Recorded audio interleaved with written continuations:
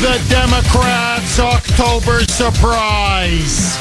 Good morning, Kuhner country. Okay, my friends, we knew they weren't just going to give up. We knew that they were going to do something nasty, vicious, underhanded, and dirty. Well, it came yesterday. So I want you to think about this because the context is everything.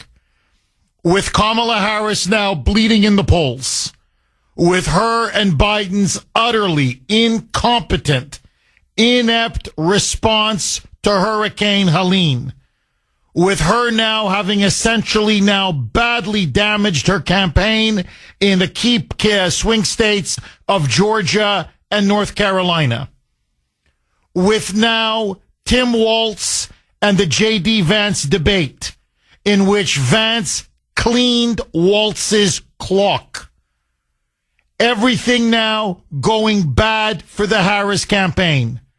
They had to change the news cycle. You've got a big dock worker strike now that threatens to cripple the American economy. You've got Israel expanding the war into Lebanon, possibility now of even hitting nuclear facilities in Iran.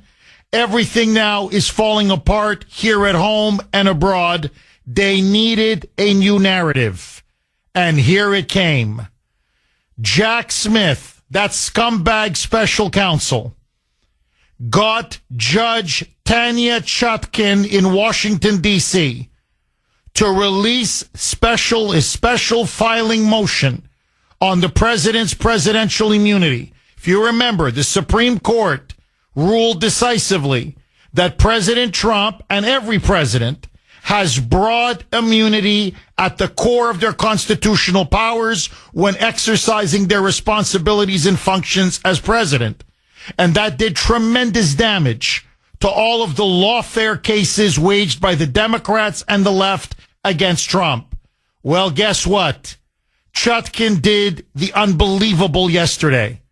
She released Jack Smith's filing, over 165 pages, lightly redacted, full of baseless allegations, to me, absolute smears and defamations, garbage, honestly garbage, but all intended to attack, defame, and damage Trump, in fact, to do maximum damage against Trump just 30 days outside of an election. And let me tell you, the left, the media, they could not contain their glee. They were partying like it was New Year's Eve. Listen now, these are MS Left BC, pundits on MSNBC, talking heads, and already, yep, it's a bombshell. It's a bombshell. The release of the Jack Smith filing motion. Oh, my God. Trump directly interfered in the election. He tried to steal it from Joe Biden. Crimes were committed during January 6th. It's the mother of all bombshells. Roll cut 29. Mike. I don't like to jump to something that sounds like hyperbole, but there is no question that there are repeated bombshells in this submission. There are many dozens of bombshells here. It is a bombshell. It comes 34 days ahead of the next presidential election. And on it went. CNN, MSNBC, ABC, CBS, NBC News, the New York Times, Politico, the Washington Post, the Associated Press, the Boston Globe. I could go on and on. Okay, it's front page everywhere. Biggest story in the country, biggest story in the world. And it's all a pack of lies. It's all pure, unadulterated BS. Now, what is particularly outrageous, okay, there's many things about this that are outrageous, but the one that's really standing out is that literally what Jack Smith and Tanya Chutkan, that hack Democrat judge appointed by Obama, the dear leader, is it's illegal. It's illegal. The whole thing is illegal. So, number one, just so that you know, when you file a motion in a D.C. Circuit Court, the maximum pages you have, the maximum limit you have, is 45 pages. She gave him quadruple that, 165 pages. You add in notes and footnotes, and it's over 180 pages long. So, number one, just to start off, it's the filing itself is way too long. It violates literally the norms and rules established in the D.C. court. But let that go. Okay, let that go. The Justice Department's own rules and laws specifically say you cannot prosecute someone, an official, or take legal action against a government official or a candidate within 60 days of an election. You cannot do it. It's illegal. This is 30 days. Forget 60 days. It's 30 days out from an election. It is naked, blatant, brazen election interference. There's no getting around it. Now, as for the filing itself, and heads should roll over this, this is now Merrick Garland, Biden-Harris's DOJ, directly interfering in the election. They gave the order to Smith. We got to time this 30 days out, and he did it. To Chutkin, time it 30 days out, and she did it. But then you look at the filing itself. What's in the filing? There's hardly any new information that has not been unearthed or uncovered or discussed or recycled. How many times are we going to talk about January 6th and Trump's alleged complicity in January 6th? You had the January 6th committee. You've had congressional investigations. You've had filing upon filing. You've had court case upon court case upon court case upon court case. And they come up with more recycled garbage. And now, this is all he did. All they did was they said, he wasn't acting in his official capacity as president. No, he was acting as a private citizen. That's his big, ingenious legal motion here. So we're going to get around the Supreme Court's ruling. How are we going to get around the Supreme Court's ruling? Well, when he was challenging the election in 2020, he wasn't doing it as president of the United States. Just take out president and replace it with private citizen. He was doing it as a candidate. So we can continue to charge him with all kinds of crimes. So what is Jack Smith alleging? Okay, this is now the key. Number one, he is alleging that Donald Trump engaged in a criminal scheme, his words, to try to overturn the results of the 2020 election. And how did he engage in this criminal scheme, you may ask? Because now Jack Smith says that he can read Trump's mind. I'm not kidding. And that in Trump's mind, he never believed that the election was stolen. He didn't believe it.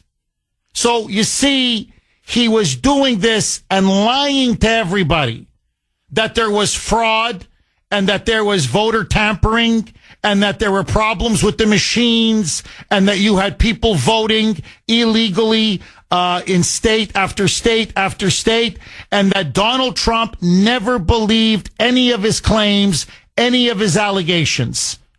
That he knew he was lying. He was lying.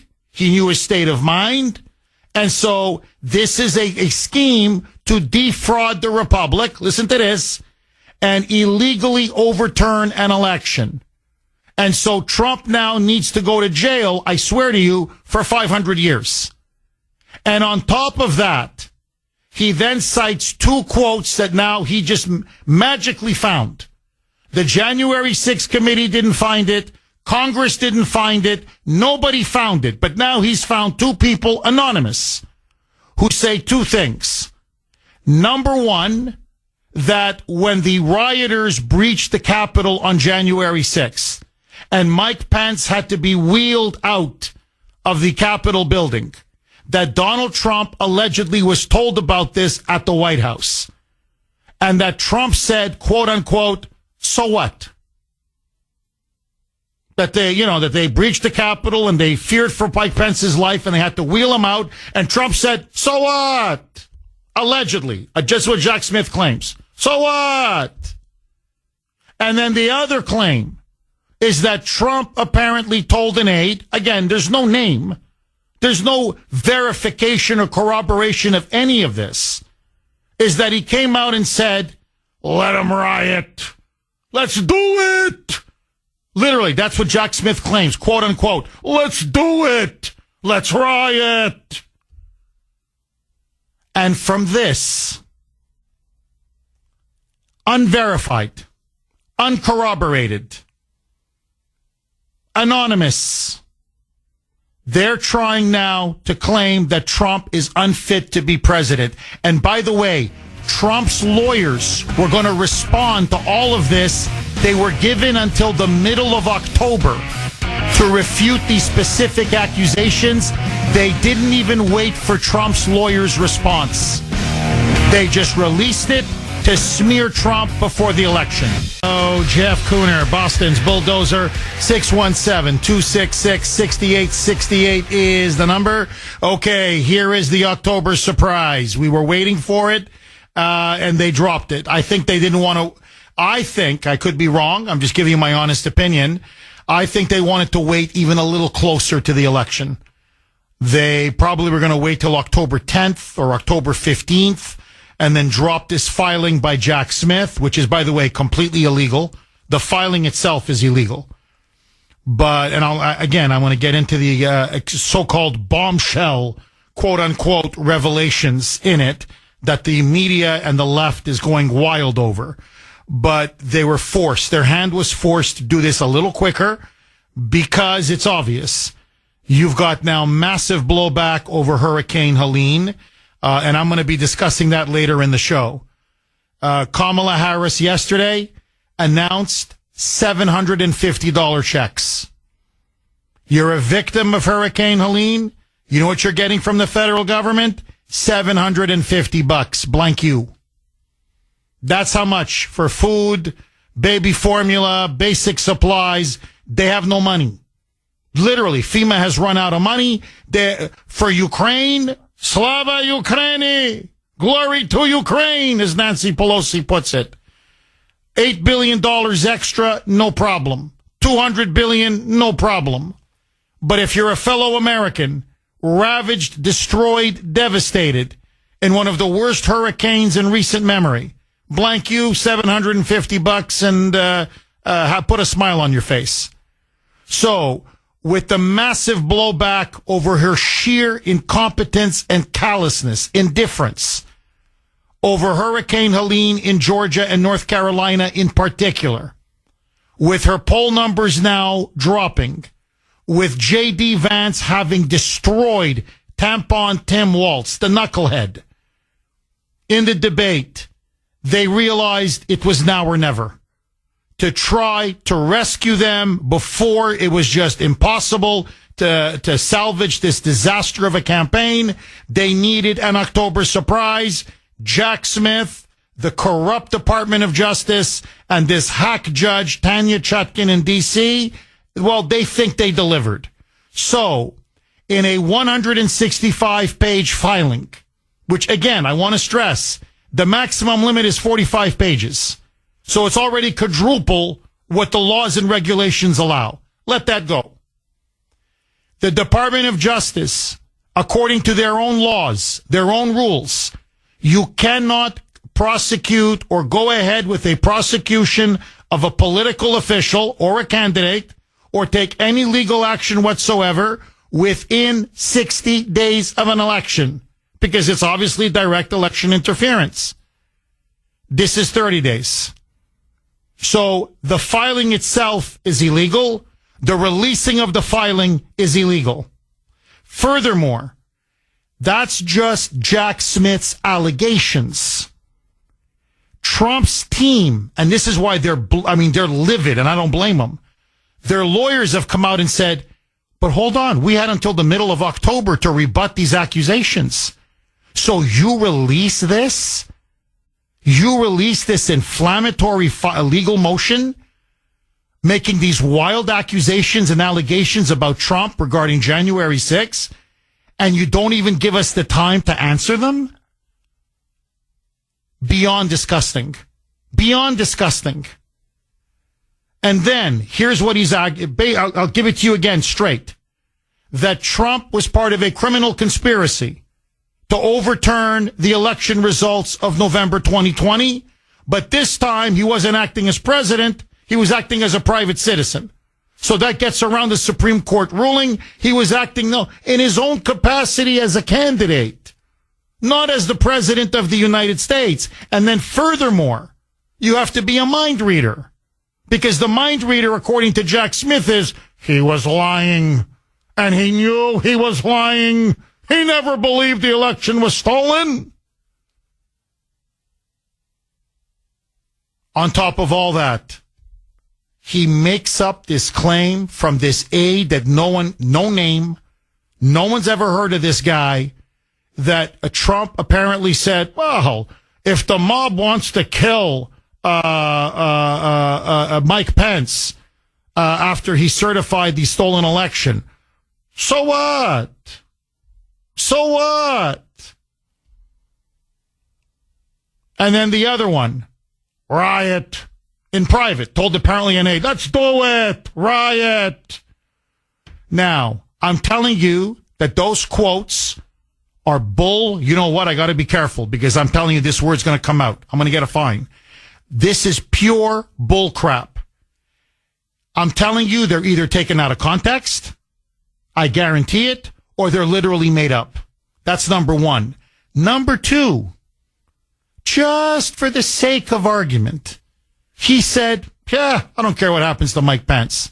They want to riot, let them riot. Where's the crime? I'm sorry, where's the crime? He committed no crime. I mean, it may be disgusting, it may be despicable, but where's the crime? There's no crime. My friends, this is nothing more than using the Department of Justice to smear, defame, and attack and libel Donald Trump 30 days before an election. Agree, disagree. WRKO, Jeff Kuhner, Boston's Bulldozer, 617-266-6868 is the number.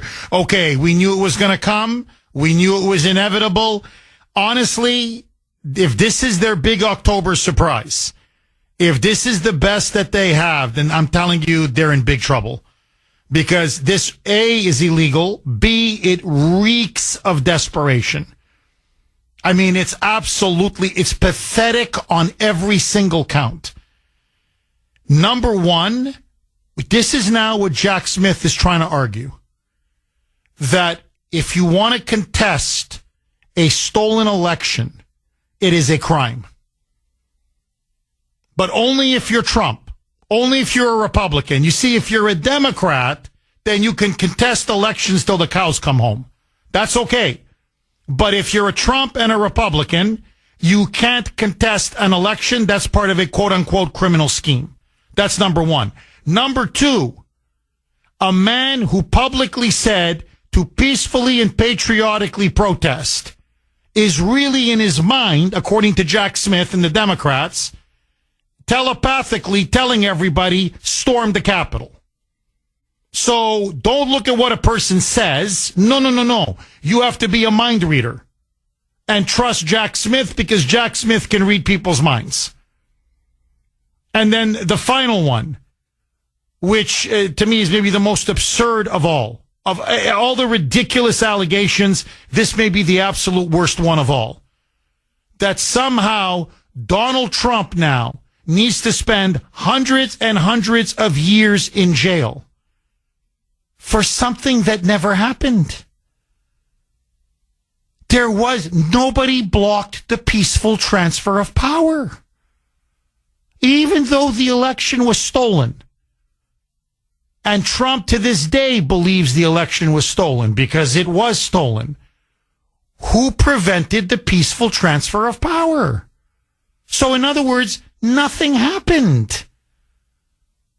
Now, I feel sorry for Ashley Babbitt. She was murdered. Roseanne Boylan, she was murdered. But those were Trump supporters that were killed on that day. No police officers were killed on that day. What the media says is a lie. Now, and by the way, the transfer of power, the certification was only delayed a few hours. That's it. I'm literally, that's it. Objectively, what happened? Nothing happened. Well, according to Jack Smith, which I don't believe him, I'm telling you, there's no way. But, so in a private conversation, Trump said to an aide, "Oh, I don't care what happens to Mike Pence." How's that a crime? It's a private conversation. In private, apparently, I don't believe this, but apparently, let him riot. Let's do it. What he says in private, who cares? It's a private conversation. Did he direct anybody to riot? No. Did he tell anybody to breach the Capitol? No. In fact, who is the guy that asked several days before January 6th? I mean, how many times do we have to say this? Who requested at least 10, if not 20,000 National Guard troops, saying you've got to guard the Capitol, Antifa's going to be there, BLM's going to be there, anti-Trump protesters are going to be there. The potential for violence is immense. We have Pelosi on tape saying she's responsible for the breakdown in security that happened on that day. We have her on tape, for God's sake. So literally, you're trying now, this is your October surprise, you're trying to go after Trump for non-crimes by going to a judge in Washington, D.C., who allows you to file a 165-page, this bogus garbage motion in which the own court's rules say should not be longer than 45 pages, where the Department of Justice openly says, and Jack Smith is acting as an agent of the DOJ, the DOJ, the laws are crystal clear. Within 60 days of an election, you can't continue with the prosecution, you can't prosecute, you can't take legal action against any political candidate. He should be disbarred on the spot. On the spot for what he did. And by the way, I don't want to get too much into the legal weeds. His case in Florida on the documents case has now been kicked out. You know why? Because it was right there. Bullshit. It almost came out. Half out. Okay? This bullcrap motion. He has no legal standing. I mean, this is so absurd. It's you can't make this stuff up. Now, it's not going to work. They think it's going to move the needle. I agree with Mike and Sandy. We talked about this in the pre-show pre-show production meeting. People are January 6th out. I mean, how many times can they go to that well? And B, everybody's made up their mind about January 6th. Whatever you think about it. So this is not going to move the needle. This is a desperate attempt to try to defame him, to libel him, to demonize him. He's a rioter. He wanted Mike Pence dead. He's a criminal. That's all this is now. This is smear, smear, smear. 30 days before an election. And it's illegal. The Department of Justice, through Jack Smith, is now directly interfering in the election to now rig it and tilt it in favor of Kamala. Listen now to former acting Attorney General Matt Whitaker on Fox saying this is beyond outrageous what Judge Chutkan has allowed Jack Smith to do. Roll cut 30, Mike. I think this is a fairly outrageous act by Judge Chutkan because at the end of the day, she is trying to influence an election. This was filed under seal. Trump team's response wasn't due until the middle of October. Certainly this matter, which isn't going to go to trial anytime soon, could have easily been pushed beyond November 5th. But instead, it appears that because of the issues that the left is taking on in Kamala Harris's campaign, Tim Walz losing the debate to JD, and the hurricane response, where President Trump responded quicker than President Biden or the Vice President Kamala Harris, I think they are definitely looking for something. He's completely right. What's the rush? Why couldn't this have waited until after November 5th? As I said, we don't even know what Trump's lawyers, all these specific allegations, Trump's lawyers said we can rebut that, no problem. So why not wait for the rebuttal? Why does this have to be done 30 days before the election? This has to be released to the public. Again, on anonymity. Nobody knows who the names are. So they could be making up anything. They could say anything. None of this is corroborated. None of this is verified. These are all just baseless allegations and accusations he just throws in there to be inflammatory and incendiary. There is no reason this couldn't wait until after November 5th. No, he's dead on. Of course it's outrageous. Of course Chutkin's trying to influence the election. No question. Tim Walz got destroyed. Hurricane Helene is becoming Kamala Harris's Hurricane Katrina. Who are we kidding? She's dropping in the polls like a stone. They need to change the narrative, and they need to change the narrative fast. So let's do this. Another legal assassination of President Trump. Let me play one more, and I promise I'm going to go to the calls. Here is, again, former acting Attorney General Matt Whitaker. He says, look, the left, they can see they're going to lose this election. Enthusiasm is down. The passion, the intensity is down. The poll numbers are not good. You've got this huge strike now with the dock workers that's going to really rattle the economy and lead to shortages maybe in about a week. Inflation, by the way, is now going to start again because no product is coming in, so everything is going to become more expensive. They've got a whole host of issues. But the left loves a good bombshell, baby. And that's what they're banking on. You pour enough gas on the fire, maybe you'll get the base fired up. Roll cut 30A. Mike. I think they also have an enthusiasm problem on their own side, on the left, and this is what motivates them. You see these, they love this bombshell thing. I lived through the whole deal during the Mueller investigation, Laura, and they love a good bombshell because it motivates their people to somehow be enthusiastic about the Harris-Walz ticket. Yeah, he's completely right. This is all political. Direct political interference in order to alter and change and affect the election. Everything that they're accusing Trump of, you can't make this up. It's like out of George Orwell's 1984. They're guilty of. So let me set the table, and then I want to take all of your calls, load up the phone lines. A couple lines are open, 617-266-6868. What do you make of this so-called October surprise? Do you think, will it have an impact? Will this hurt Trump at the polls? And should this legal filing have now been made public? Do you think it is election interference? And will it work? 617-266-6868. All of your calls next. On the great WRKO, Jeff Kuhner, Boston's Bulldozer. 617-266-6868 is the number. Okay, the Democrats now drop this is it. This is their October surprise.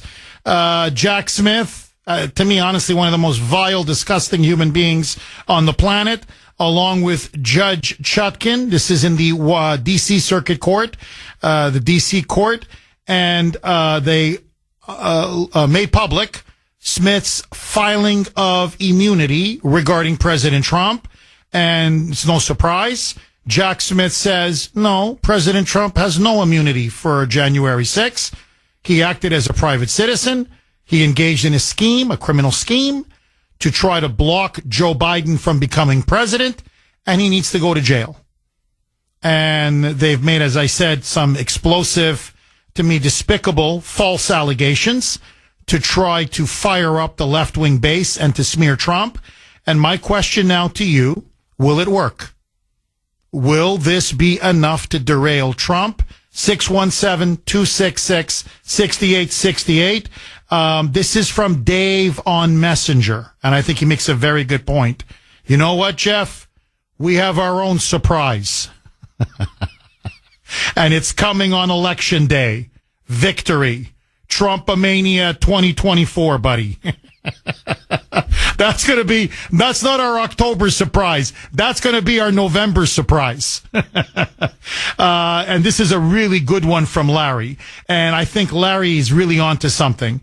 Jeff, this sounds more of a setup to impeach Trump than to cause Trump to lose. There's nothing, quote unquote, new here that would change voter perceptions. That is an excellent point. That is an absolutely excellent point. In other words, I think it is a desperate attempt to try to derail and dehumanize and defame Trump, no question, and alter the election. But that's their insurance policy. They're getting ready now for Trump to win. So they want to lay the groundwork to impeach him for January 6th of 2020. 617-266-6868. Agree, disagree. John in Peabody. You're going to kick us off, John. Thanks for holding and welcome. Hey, Jeff, thank you. No, I don't think Jack Smith's case is going anywhere. This is a last-ditch effort to derail Trump. But, you know, the real problem that the Democrats have is that they're starting to lose. The more you see Kamala Harris, the more you don't like her. And this is looking like a Reagan-Mondale race at the end of the day, and the Democrats know it. So, yeah, you're correct. They're preparing for him to get into office. Jamie Raskin and those bunch of bird brains they do want to impeach him. So Trump's going to be ready for that. And, you know, I do think that he has to make sure that he has the correct attorneys in place on day one and that he's ready for anything. Because, you know, the Democrats, you know, are really dirty. John, are you shocked that they would do something as brazen and illegal as this? 30 days outside of an election, violate the Department of Justice's own rules against taking legal action or trying to prosecute a political candidate, that they would do this so flagrantly, so with impunity? Are you shocked? No, not at all. I'm not surprised one bit. The Democrats play real dirty pool. They always have. And, you know, we have to match them with wit, with attorneys. And, you know, unfortunately, we have to get in the weeds with them, too, because, you know, they've done a lot of terrible things to Donald Trump, saying that he's a Russian agent when he wasn't, which for some reason people have forgotten about, or we need to bring that up a little bit more, and people need to be prosecuted for that. So maybe I'd go on the attack with who are we going to prosecute for this fake Russian collusion hoax, because no one seemed to pay the penalty for that at all. Amen. You're dead on. John, drop the mic. You are one, not 100. You're 1,000% correct. John, thank you very much for that call. Denise in Beverly, thanks for holding, Denise, and welcome. You know, this is definitely election interference, and I cannot believe that this man, what he's been through and what this country has gone down into a big mess because of that Kamala Harris and Biden. And I'm just, I'm sick to my stomach about it. And this is only going to pump up his polls. It's going to pump up his polls even more. And Trump's going to win this election. And Democrats, I don't care. They all should be arrested for what they've done to that man. I don't care. They're all a bunch of scumbags. And no, they're scum. No, look, Denise, look, they're scum. Kamala is scum. Let's just call it as it is now, okay? Kamala is scum. Biden is scum. Garland is scum. This is straight from the Department of Justice. Okay, they're violating literally their own laws. Trump's lawyers are thunderstruck. I mean, you got to see them. They're like, but this is all illegal. They're like, what the hell is this? Literally, you got to read their response. Their response is unbelievable. It's like out of a third world banana republic. They're like, but we had until the middle of October to respond to his allegations. The judge herself said, no, you have until October 15th. He goes, and you release this 2 weeks before we even have a chance to file our rebuttal to all of his ridiculous allegations? And you make it public? And you call yourself a judge? You're a partisan hack. So Chutkin is scum. Jack Smith is scum. The whole DOJ, I mean, they're scum. They're absolute scum. And Denise, what makes me feel good about all this is that the only reason why they're doing it, and I think John and Peabody's completely correct, because they are so desperate now. This is not a sign of strength. This is a last-ditch, desperate attempt to try to stop Trump. This is done out of weakness. And it is so in your face. It is so pathetic. It's honestly so disgusting. I think it's going to make Trump now even stronger. If it has any impact at all, honestly, he just gained a few more points. What do you say, Denise? Final word to you. Jeff, his polls are going to go up even more. People can't be that dumb. They can't be that brain dead to not see what this left has done to that man. It's terrible what they've done to that man. And anybody out there that can think that, oh my God, Jeff, I'm so upset right now. I can't even talk. I just pray for God. I pray to God that Trump wins, and I hope he arrests every one of them and puts them in jail for what they've done. They're the corruption. They are the corrupt people. They need to go to prison, not Trump. Amen. They're all sick in the head. They really are. No, they're sick. You're completely right. No, look, I got to say this, and look, it's very upsetting. I understand you. Believe me, I'm upset too. Okay, I mean, first time in my career, but they didn't want to take a chance, so they dumped me. But so it almost came out. Okay, but anyway, let that go. So I'm upset. I understand that, but I'm really being honest with you. I know this sounds crazy. But it's true. Think about it. Trump has really been blessed by his enemies. Because the more they attack him, the stronger he gets. And the reason why is because it's so obviously unfair and so obviously deranged and vindictive and nasty and vicious and dirty that it just keeps creating more sympathy and more sympathy and more sympathy. Look, we got to stand back just for 1 second, okay? Again, I'm not counting my chickens before they're hatched. I never do that. We're now essentially, 30 plus days, but let's just say we're essentially now 30 days from the election, okay? Essentially. Look at where Trump was 4 years ago.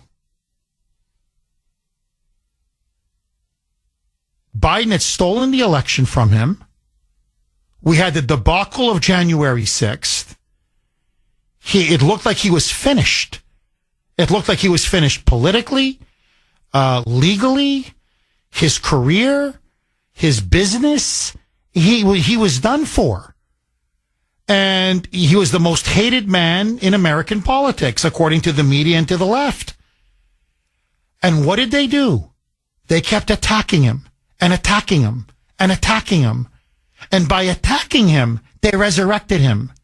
By attacking him, they just made him stronger and stronger and stronger and stronger.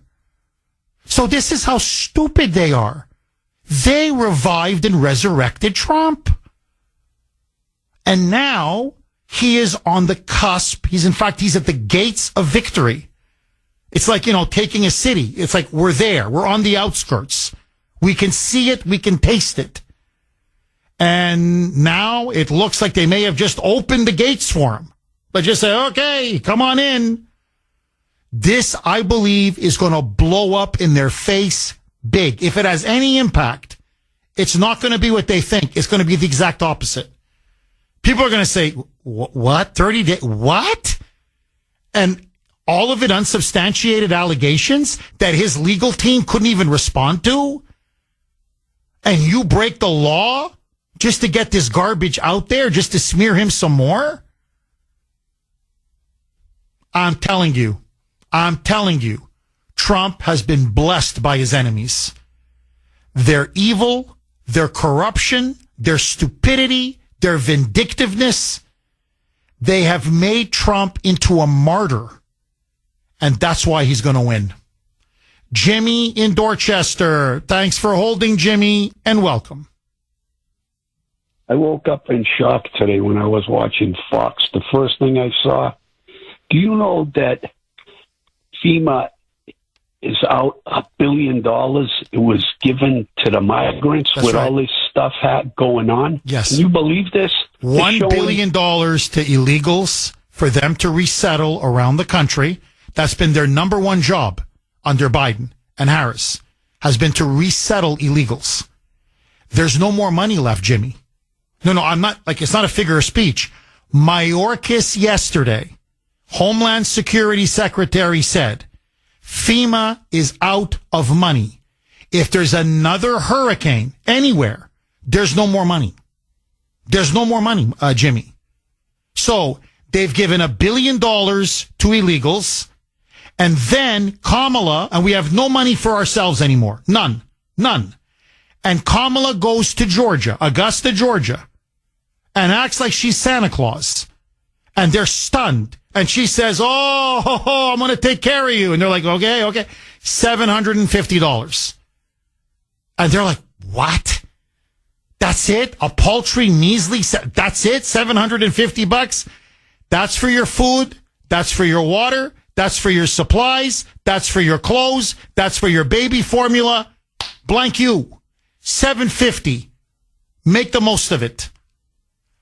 But just this weekend, Jimmy, $8 billion, $8 billion, no problem, to Ukraine, on top of $250 billion to Ukraine. As I said on X last night, Jimmy, and I want to repeat it, this is not just disgusting. It's beyond disgusting. This is treason. This is treason. They're raiding our money and giving it away to illegals and to corrupt foreigners in Ukraine. And they're depriving our own citizens in the midst of one of the greatest hurricane disasters in American history. They're finding dead bodies on trees, Jimmy. I swear to you, on trees. They're finding They just found 6 children who lost their parents. 6 orphaned kids. Over 180 dead and counting. They're finding more bodies everywhere. And they have no money? $750? That's it? And blank you? But they've got unlimited for illegals, unlimited for Ukraine, $1 billion from FEMA just for the illegals, and now Mayorkas comes out, that freak show, and he comes out and says, Jimmy, FEMA has no more money. If there's one more hurricane, we can't help. We have no money. So, Jimmy, that's Harris Biden. And I'm telling all this to all the liberals. You want 4 more years of this? Never before. I heard Laura Ingraham now. Laura Ingraham last night said, you vote for Kamala, you're stupid. Stupid. I hear people now all the time, commentators, pundits, they're using the word dumb, stupid. We used to have don't say that. You're insulting voters. But it's gotten to the point now where people say the choice is so obvious. I'm sorry, you're an idiot if you don't vote for Trump at this point. Really, I'm sorry. There's you're mentally not right, mentally impaired, as Trump would say. You're not mentally right in the head. So, Jimmy, please go ahead. I mean, you're right. It's beyond outrageous, Jimmy. Jeff, there's another hurricane. We got to pray. It's coming toward the Gulf of Mexico again, another one. All we can do is pray, Jeff, because these two leaders we have, all they do is spit on us Americans. Jimmy, let me ask you this point blank, because you've been calling this show for years. You're obviously a perceptive man, follow politics very closely. If you were to handicap the election and predict what's going to happen on November 5th, does Trump win or does Trump lose? I want Trump to win, but I wouldn't put it past these, I hate to say this word, but I call them devils. They'll try to steal it from him. And I'm praying to God that it doesn't happen. Jimmy, thank you very much for that call. I've been praying too. Can I say the word bastards on the air? I just said it anyway, so what the hell? Yeah, I call them bastards. I'm sorry, that's what they are. I'm sorry. Tony in Gloucester. Thanks for holding, Tony, and welcome. Hi, Jeff. Tony! Hey, how you doing? I'm doing great. How are you, Tony? Very good. I just, for a note, I just found out this morning that J.D. Vance is coming to Gloucester for a fundraiser. Are you serious? Yeah, it was in the Gloucester Times, which is a big liberal rag. I'm shocked they even put that on there. Tony, do you know the date? If you don't, it's okay. I'll have Sandy or Mike look into it. Yeah, I haven't looked into it, so that's big. Okay, yeah, I want to try to get him on. If he's coming to Gloucester, I either want him on by phone or have him in studio. Tony, thank you very much for that. The legal system. I'm not a lawyer, but for the past, say, 25 years, I've done pro se cases for myself. I've been regular court, I've been federal court. And I always look up the judges, and it'll tell you right there if the judge is a Democrat or Republican, okay? They tell you who was appointed them. You know, you can see who appointed them, the governors in our state. But as of late, we have been overrun with Democrat judges. And they're you know, in all my time before this, I had one loss. And now I look at these things and I'm telling you, it's just, they make no sense, these judges, and they really don't seem to care. It used to be you went in, you presented your case, you got, you know, the judges were good, and you got your decision. But now it's a whole different story. And you can look it up yourselves and start looking, and you can see that these judges, they're way out there. And we've said for years, what's the best way? Having judges elected or having them appointed? And I'm telling you, I don't see a difference, you know, between them. Because you get in a liberal governor who's a Democrat, like in this state, and we're just toast. You know, we've been flooded with these judges. Tony, were you shocked that this judge allowed this motion and then allowed it to be made public and then made so few redactions? I mean, all she did was basically redact the names. That's it. And allowed every unsubstantiated allegation. None of this is corroborated. None of this is proven. I mean, literally, I mean, look, it's 165 pages, so you don't have time to go through it all. I'm just going through what the media is cherry picking as the most explosive. But really, somebody could have said Trump sleeps with pigs. You know, Trump was at the P. Diddy, freak-off parties. Trump was molesting children. They would have just thrown that in there. Like, the unprofessionalism of this, the irresponsibility of this. Were you shocked that she allowed this motion to be made public? I am shocked because Judge Cannon already ruled that he has no standing. So how can he have standing in D.C. if he doesn't have standing in Florida? Bingo. But my wife always says, she said, they have gone after everything about Trump except his bathroom habits. And she said, that's going to be next. Yeah. Tony, thank you. Tony, thank you very, very much for that call. Pauline in Cambridge. Thanks for holding, Pauline, and welcome. Thank you, and thank you for having me. Hi, Pauline. Go ahead. Yes, I have a few pointers here. The war is not between Russia and communist China. It's between Rome and America. Just take them. This is an end time prophecy.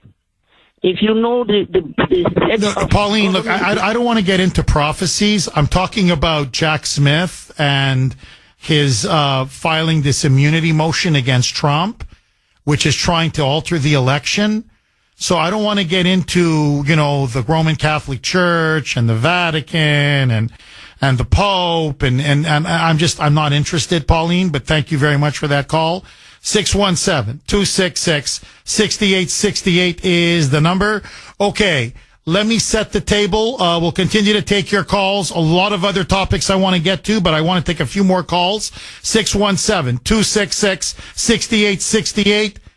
Jack Smith now, it's their October surprise. They make public his legal motion against Trump, saying that he engaged in a criminal conspiracy to prevent Biden from becoming president.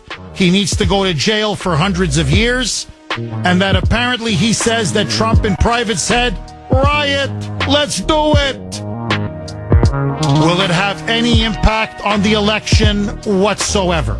720 on the great WRKO. Jeff Kuhner, Boston's Bulldozer. 617-266-6868 is the number.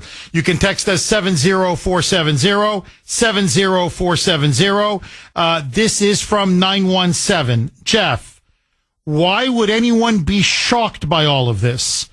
They have already tried to shoot and assassinate Trump twice. And that's only what we know of. That's a great point, 917. That's an absolutely superb point. Okay, this is from 602. Jeff, I don't think this is the October surprise.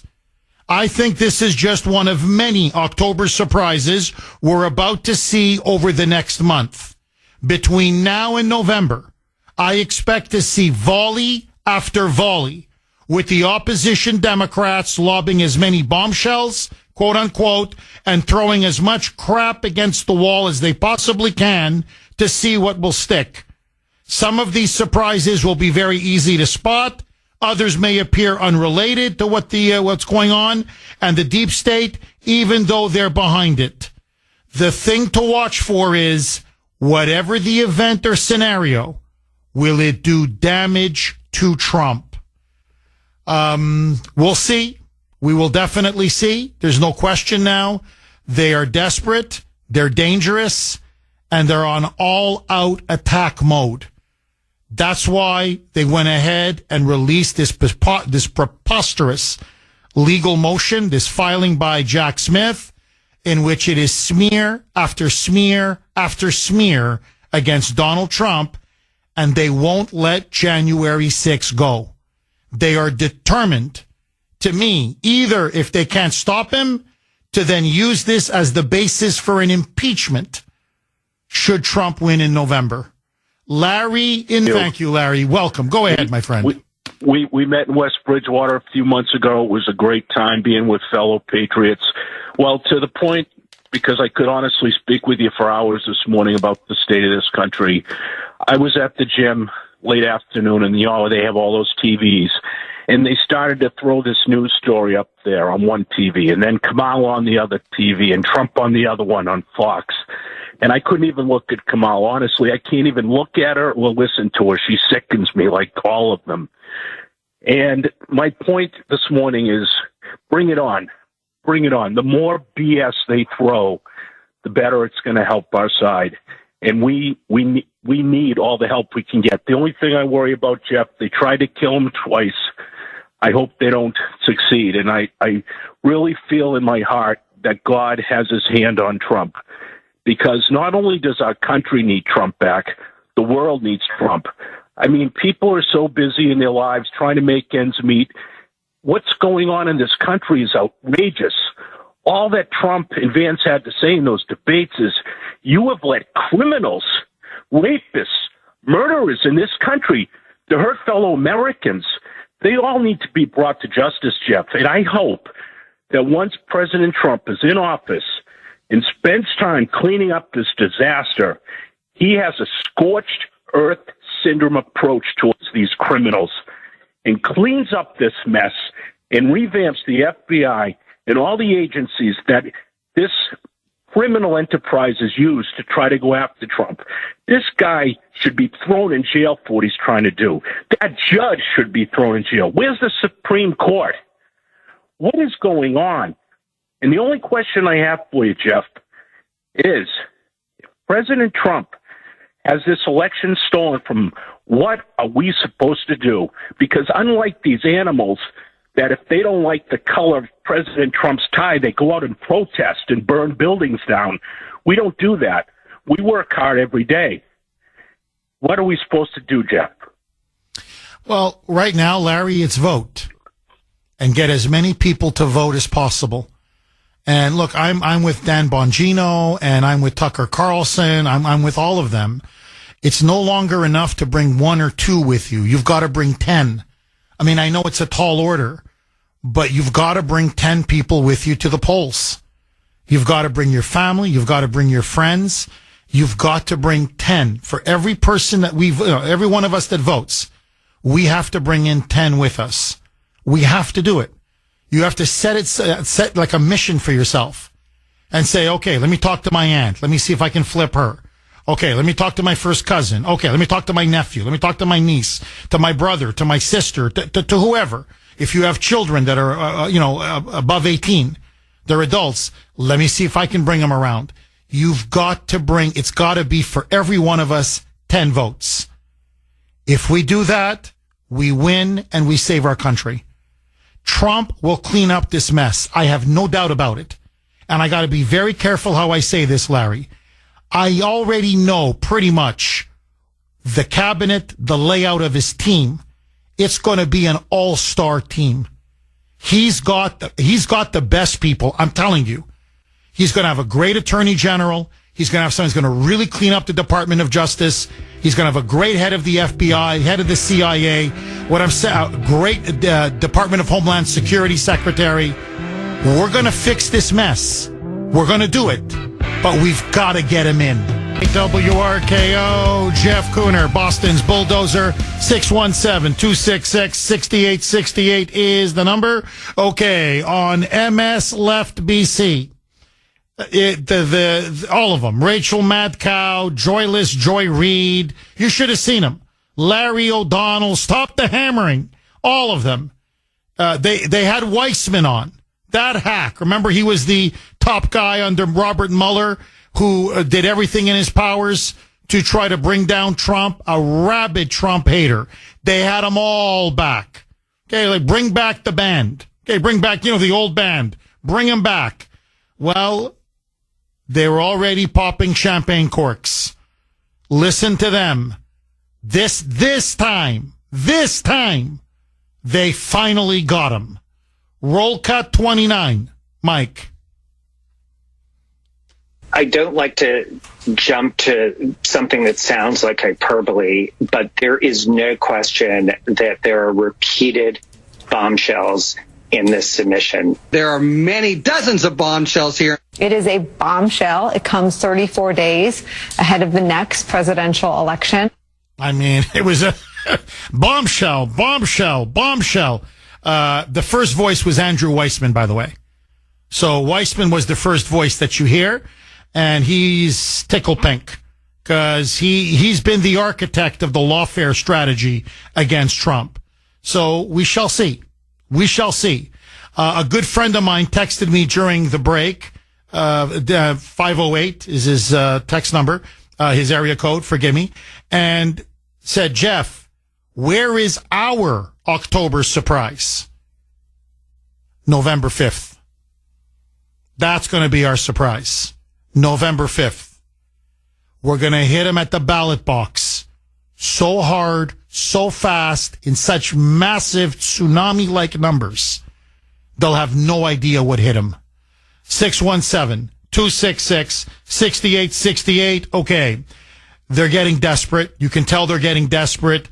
I want to play now. This is Joyless Joy Reid on MS Left BC. And they were not happy with Tim Walz's performance. Tampon Tim, knucklehead, did not deliver. But more than that, they know what the Democrats' own internal polling shows. And now they're starting to call for violence. Roll cut 15. Mike. I don't think that this was a debate that was designed to move people off of their team if they were already on it. This debate is not going to move very many people. There is a very small, narrow group of people who have not made up their minds about Donald Trump and Kamala Harris.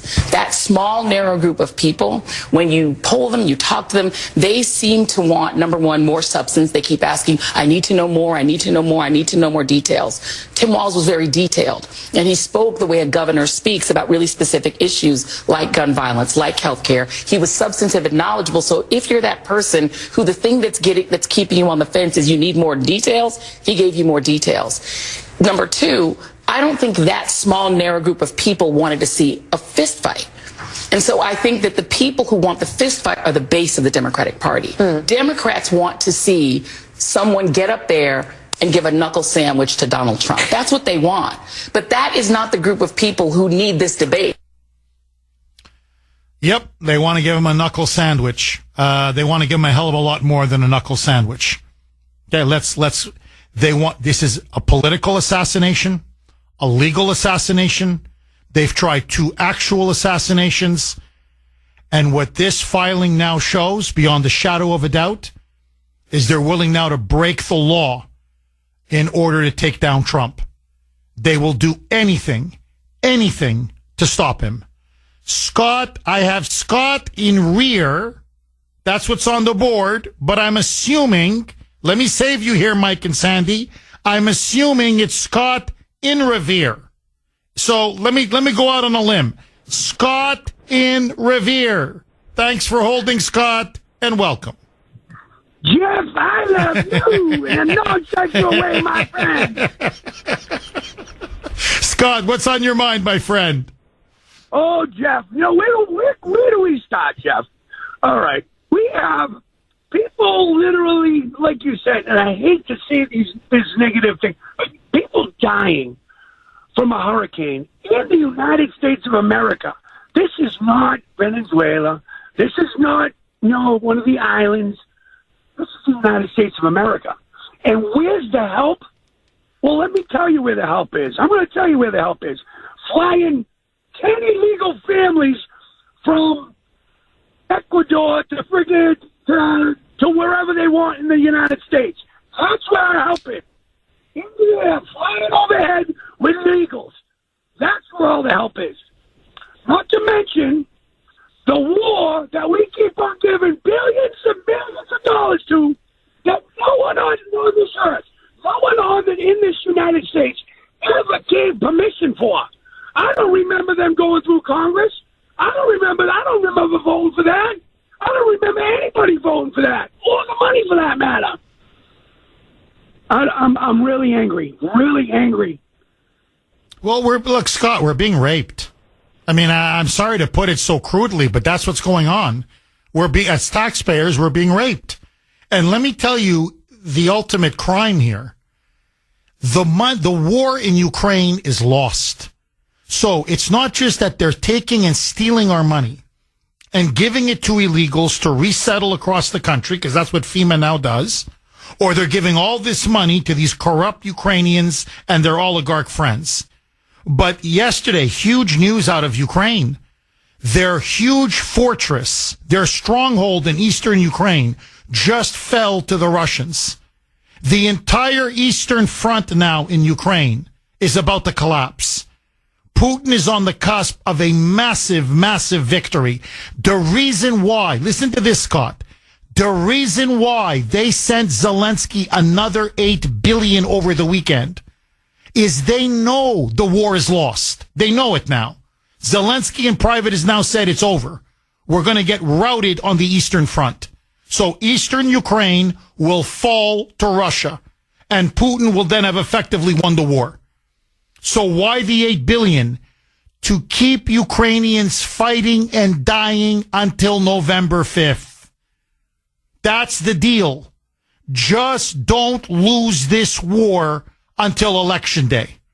On November 6th, you can sign the terms of surrender. But just don't lose this war before November 5th, because that'll be a massive blow to both Kamala and Biden. So the $8 billion that they're giving to Ukraine and that they don't have to take care of our people affected by Hurricane Helene, not only is it not even helping the Ukrainians, it's a cheap, cynical political stunt to save their rear end, Biden and Harris, before the election. Because think of the PR nightmare. Think of this, Scott. They have staked everything on victory in Ukraine. Everything. And now over $250 billion. All of our money, all of our military equipment, everything they've thrown into Ukraine. And then Putin still wins it before the election? It'll be a thunder blow, a massive body blow to the Biden regime and to Kamala in particular. So they can't let the Eastern Front in Ukraine, Donetsk in particular, all of it fall to Putin. So just fight on for 4 more weeks. And how many more Ukrainians die? How many more are maimed or crippled? How many more buildings and towns and cities are destroyed and ravaged? They don't care. Because this is now about saving Kamala and Biden's face before the election. That's how disgusting and cynical and outrageous all of this is. Final word to you, Scott. Jeff, that's why you are the bulldozer. That's my final word. Thank you. Thank you. No, thank you, Scott. Really, I mean, I can get, it's a huge town, huge city in eastern Ukraine. It's where the Ukrainian military, it was their stronghold. They threw everything they had into it. And it's now fallen. It fell officially yesterday. It was on the ropes or by the weekend. They knew it was going to fall. But it officially fell yesterday. The Eastern Front now it's crumbling in front of our eyes. And Zelensky's saying morale is in the toilet. Like, he goes, I don't know if my guys can keep fighting. We need an infusion of cash. We got to send some more weapons, some more tanks. We got to do something. And so they said, okay, here's $8 billion more and we'll just get you to November 5th. Yeah, that'll get me to November 5th. So think about it. We're robbing our own citizens. We're denying our own citizens crucial aid, life and death, for a war that we know is lost. And they're only keeping it going because they don't want the political humiliation before the election that Trump was right all along. That Ukraine could never win a war against Russia over the East, over the so-called Donbass. 617-266-6868 is the number. Okay, quick reset. I want to go right to your calls, I promise. It's the October surprise, or at least it appears to be the October surprise. Jack Smith unveils his legal filing. It's made public. Judge Chutkin approves it. It's now public, in which he says Trump engaged in a criminal scheme to block Biden from getting into power on January 6th. Your calls. 750 on the great WRKO. Jeff Kuhner, Boston's Bulldozer. 617-266-6868 is the number. Okay, this is the headline now on This Is CNN. As I speak to you right now, Trump lashes out as new evidence is unsealed in election case.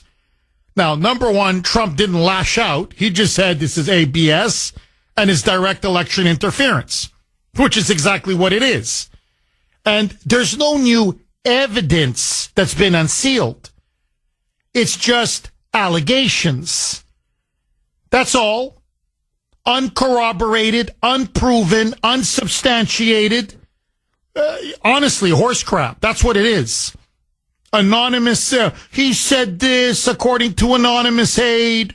Another anonymous aide said, oh, who cares about Mike Pence? Let him riot. Let him riot.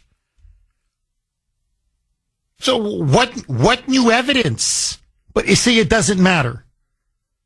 They want to smear him, and they want to smear him 30 days out from the election. This reeks of a pathetic attempt to try to frame him as the people start going to vote, as voters are going to the polls. 617-266-6868. So let me ask you, it is the Kuhner Country poll question of the day, sponsored by Mario's. Mario's Quality Roofing, Siding, and Windows. Who do you think engaged in more or greater election interference? Who do you think engaged in greater election interference? A, James Comey, if you remember where he exonerated Hillary Clinton in 2016, even though as he kept saying, well, she's guilty, she's guilty, she's guilty, she's guilty, she's guilty. But hey, nobody would find her guilty in a court of law.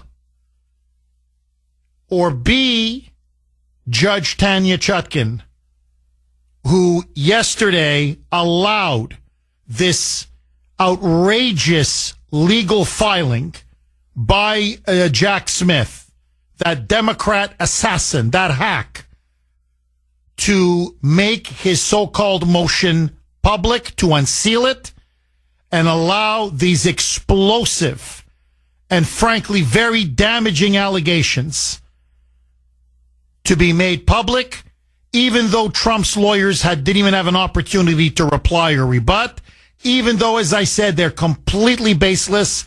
They have not been corroborated. They have not been verified.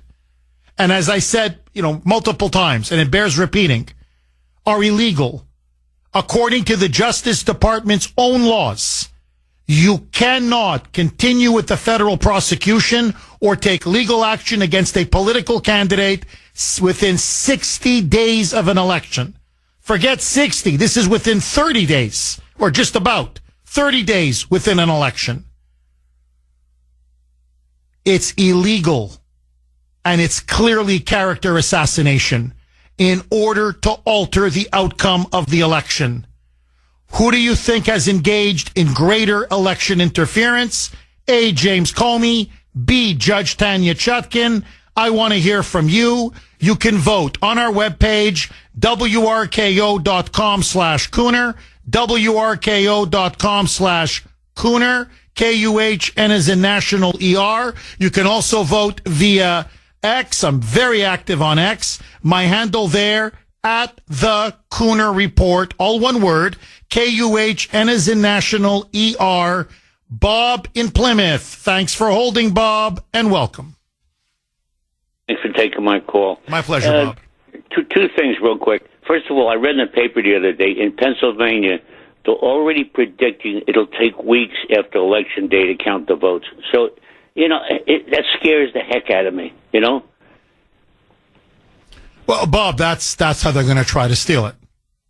They're going to keep counting and keep counting and keep counting, i.e., keep manufacturing ballots, keep manufacturing until they get the number they need. And by the way, it's not just Pennsylvania. They're saying they're going to do this in Wisconsin. They're going to do it in Michigan. They're going to do it in Georgia. They're going to do it in Nevada. So that's the Democrat game plan. What Trump needs to do is on election night, when he wins, and I'm telling you he's going to win, say, that's it, I've won. Declare victory and start setting up his transition team. And say, we're not going to allow this to go on. And no country, I've never heard of this. Look, honestly, Bob, take Canada, take Australia, take New Zealand, take Japan, I don't care, take your pick. Germany, France, Britain, you can take any country you want. Israel, take your pick. Sweden. The election is done by the next morning at the absolute latest. Here, Austria just had national elections, okay? Nationalists and populists did extremely well. In fact, they won. This thing was declared the winner by the end of the night. Nobody does this. We're days after, and then weeks after, they're still counting, and we don't know. Third world banana republics, maybe, but not any first world country. I've never heard of this before. So, no, Bob, you're completely right. It's another attempt to try to steal the election. And Trump's got to cut him off at the pass. And then what he's got to do right away is you declare victory and send an army of lawyers and say, stop counting. That's it. I'm sorry. If you can't finish the count within a reasonable time after 8 p.m. on Tuesday, November 5th, then, I'm sorry. But this is not Mozambique. This is not Colombia. This is not Paraguay. We in this country should be able to have election results by the next morning. So if you can't give me election results by the next morning, I'm sorry, this thing is over. We're not going to be counting, what, we're going to count ballots for 6 more months? Like what, these elections never end now? Bob, the only way they can win at this point, I'm telling you, is if they steal it. And they're going to try a million ways to steal it. And that's why Trump has to be ready. It's like whack-a-mole. They're going to try to steal it here, whack it. Try to steal there, whack it. Try to steal it there, whack it. What say you, Bob? He can pull that off, but I have a theory. It's the original reason why I called you.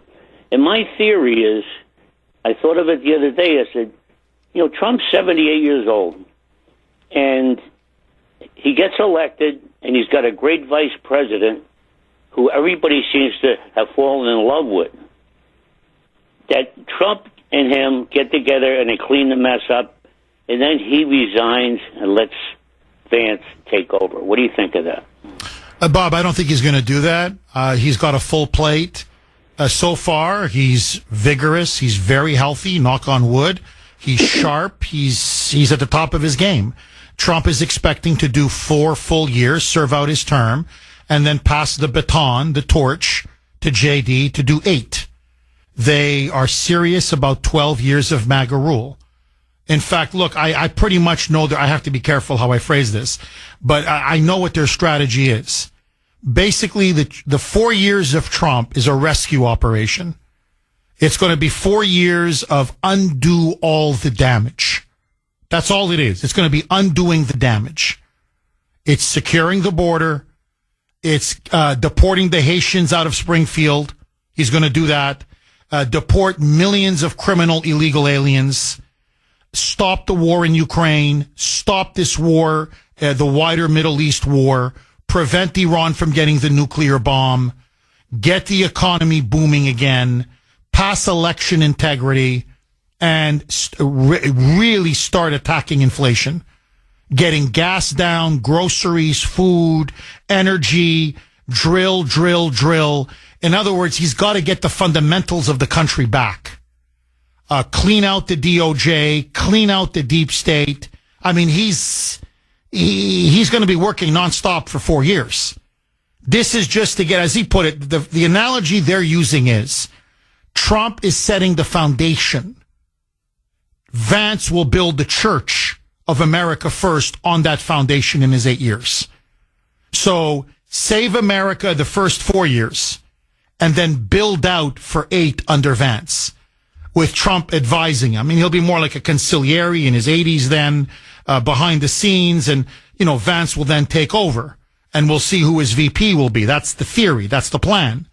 But no, they need 12 years to really fix this country and make it truly great again and really restore America as the superpower that it once was. We're going to need 12 years. And we've got the people to do it. We've got the team, we've got the leadership, we've got the heir apparent now in Vance, and we've certainly got the guy in Trump. And that's why, and the left knows this. The left is not saying, oh, Trump wins in November, well, we'll come back in 2028. They realize how successful his first term was. You do that again. You can't just keep doing COVID in a lab. You can't, just unleash biological warfare. That's just not going to work after a while. So they realize, and they're very frightened by Vance. That debate performance, you can see, did tremendous damage to the Democrats. They really realize, you know what? He can almost sell Trumpism better than Trump.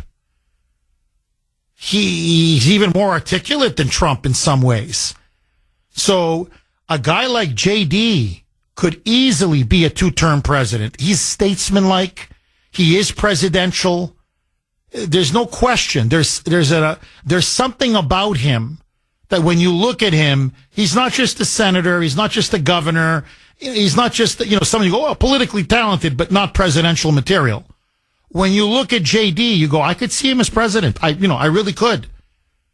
So Trump busts the doors down and does the dirty work along with JD, and then JD takes over in 4 years. That's a lethal combination. That's why the left is in a panic.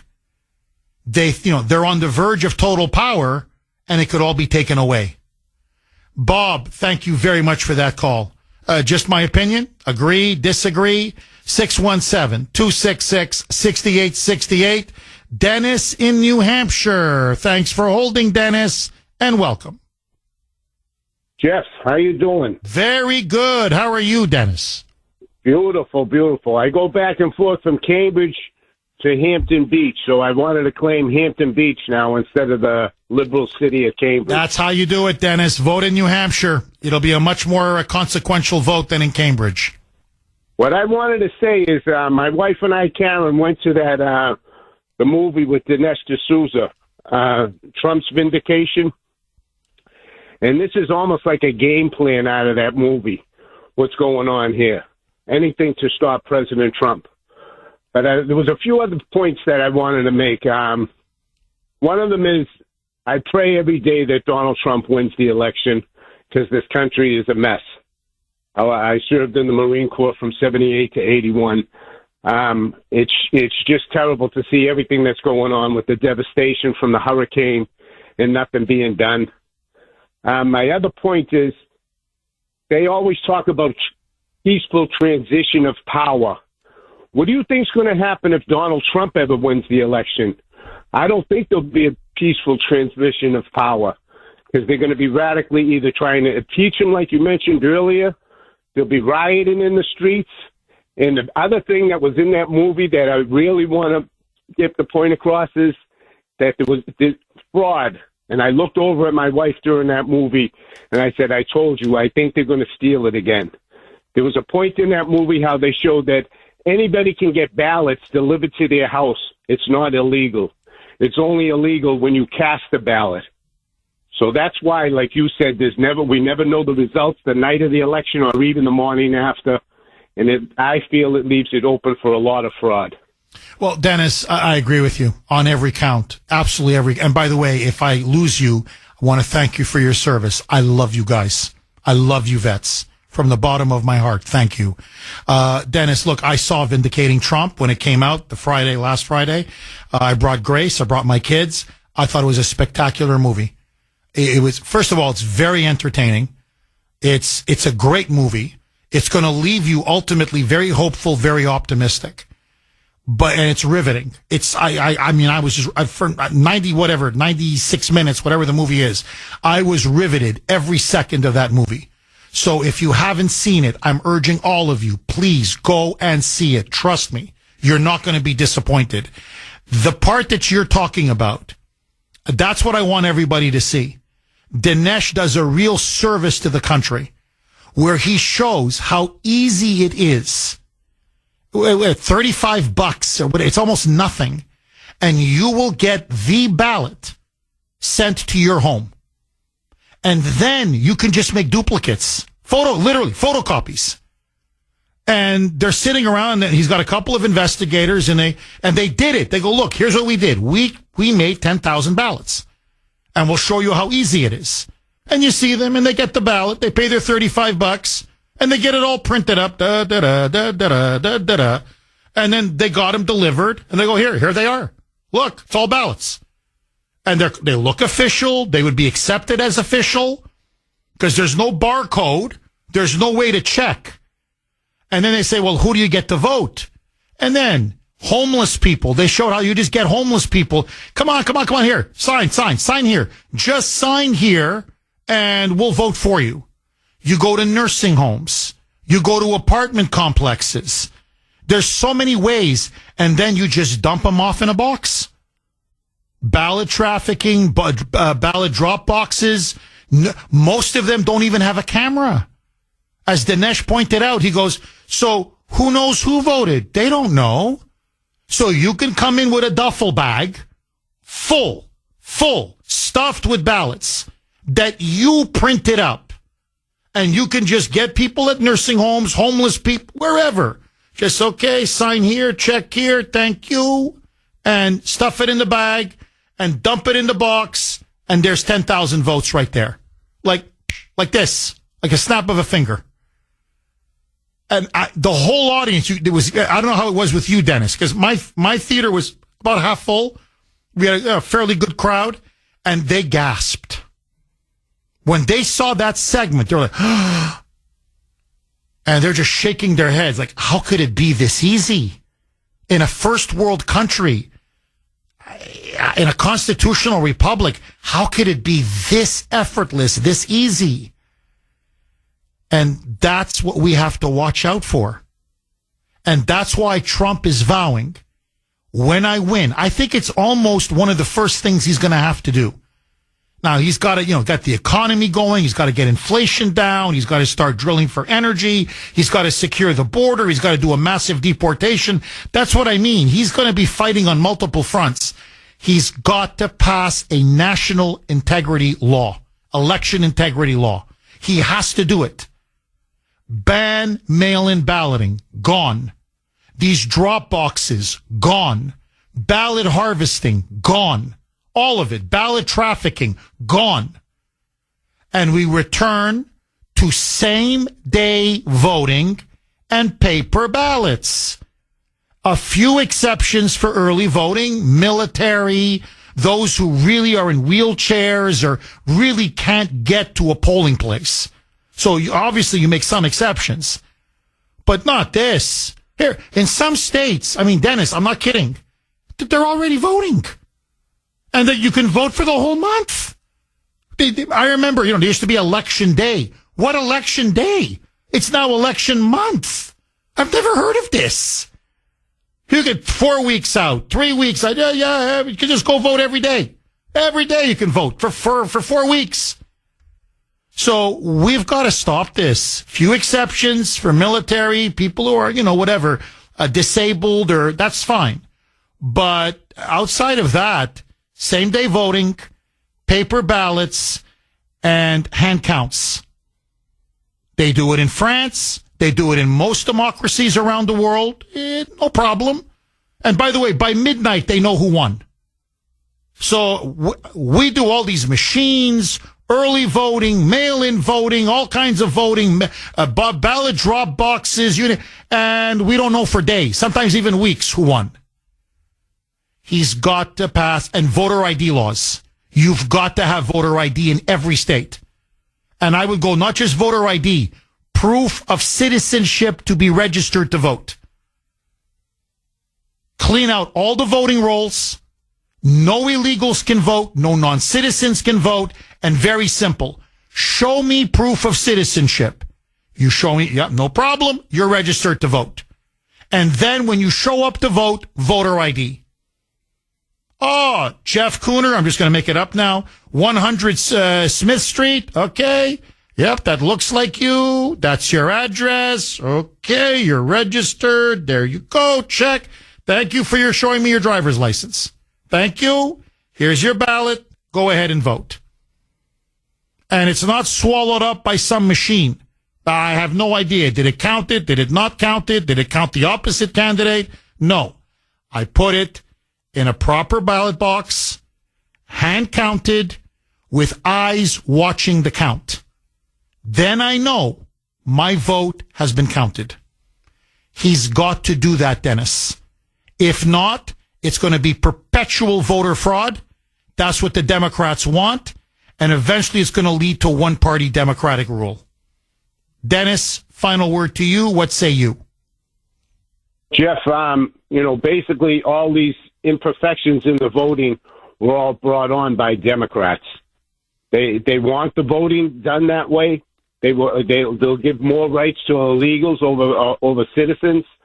Just take, for instance, in this state alone, when they allowed illegals to get driver's license, they try to fight to have a certain mark put on the driver's license. Like I have a veteran put on the bottom of my license and also an organ donor. They wouldn't allow that to be put on there, so they show as the same license as all of us have. They wouldn't allow to show that they're not a citizen put on the license. Incredible. Incredible. Dennis, again, thank you for your service and thank you for your call. 617-266-6868 is the number. Don't touch that dial. Trust me. I got some information for you. Some clips you're going to want to hear. The great WRKO, Jeff Kuhner, Boston's Bulldozer. 617-266-6868 is the number. Okay, I got to say, the audience is really on fire today. I mean, again, always excellent. No question about it. But holy mackerel, I mean, you're bringing in the big guns today. This is Marianne on Messenger. Jeff, good morning. Well, good morning to you, Marianne. This October surprise sounds more like October desperation. And I've said this before, and I'm going to say it again. The more Kamala opens her mouth, the more stupid crap she does, like giving our money away and only giving $750 to these natural disaster victims. By the way, it's basically the same thing that they did in Hawaii. That's true, by the way, just to interrupt temporarily, quickly. Hawaii was 700. Remember Lahaina? 700 blank you for Hurricane Lahaina, my bad. Lahaina, $700 blank you. For Hurricane Helene, I guess inflation, $750 blank you. Anyway, she continues. And they still haven't really done anything for anyone that suffered a natural disaster under this administration. But they keep giving money to illegals and to Zelensky. And the more they do, and the more they speak, it just makes people more aware of where her priorities are. And I love this phrase. And where the demented Delawareans' priorities have been. I agree with you, as you say, not 100, but 1,000%. Trump is getting stronger with every speech she makes, every television appearance that she does, every debate, every attempt on his life, every time they put others ahead of our own. And in my opinion, Jeff, Judge Tanya Chutkan is interfering more in this election than Comey did with Hillary. He definitely interfered. But what Chutkan is doing is much worse because she's a judge. And she absolutely hates Trump, and it's apparent. She needs to go back to her law books, brush up, as you say. Everything that Jack Smith is doing and is being done, is being let to do is illegal. I think it's worse than what Comey did. You may disagree with me. That's why we have the poll question. What Comey did was outrageous. Don't get me wrong. Outrageous. She's a judge, and she's knowingly breaking and violating the law. And she's violating the law only to get Trump to interfere and influence the election. It is, to me, beyond scandalous. It is, to me, beyond shameful. Agree, disagree. Michael in New Hampshire. Thanks for holding, Michael, and welcome.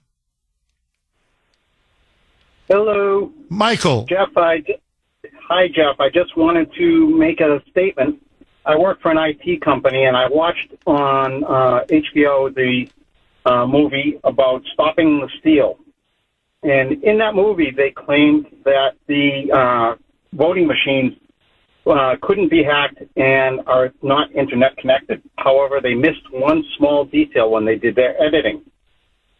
There is a label on the machines, and on that label was a MAC address. A MAC address is a unique identifier that allows any computer or internet-capable machine to connect to the internet.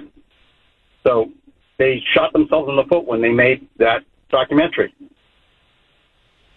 Well, Michael, they've been caught lying again and again and again. I mean, to me, it's, really at this point, you really have to be deliberately deaf and blind, honestly, and dumb.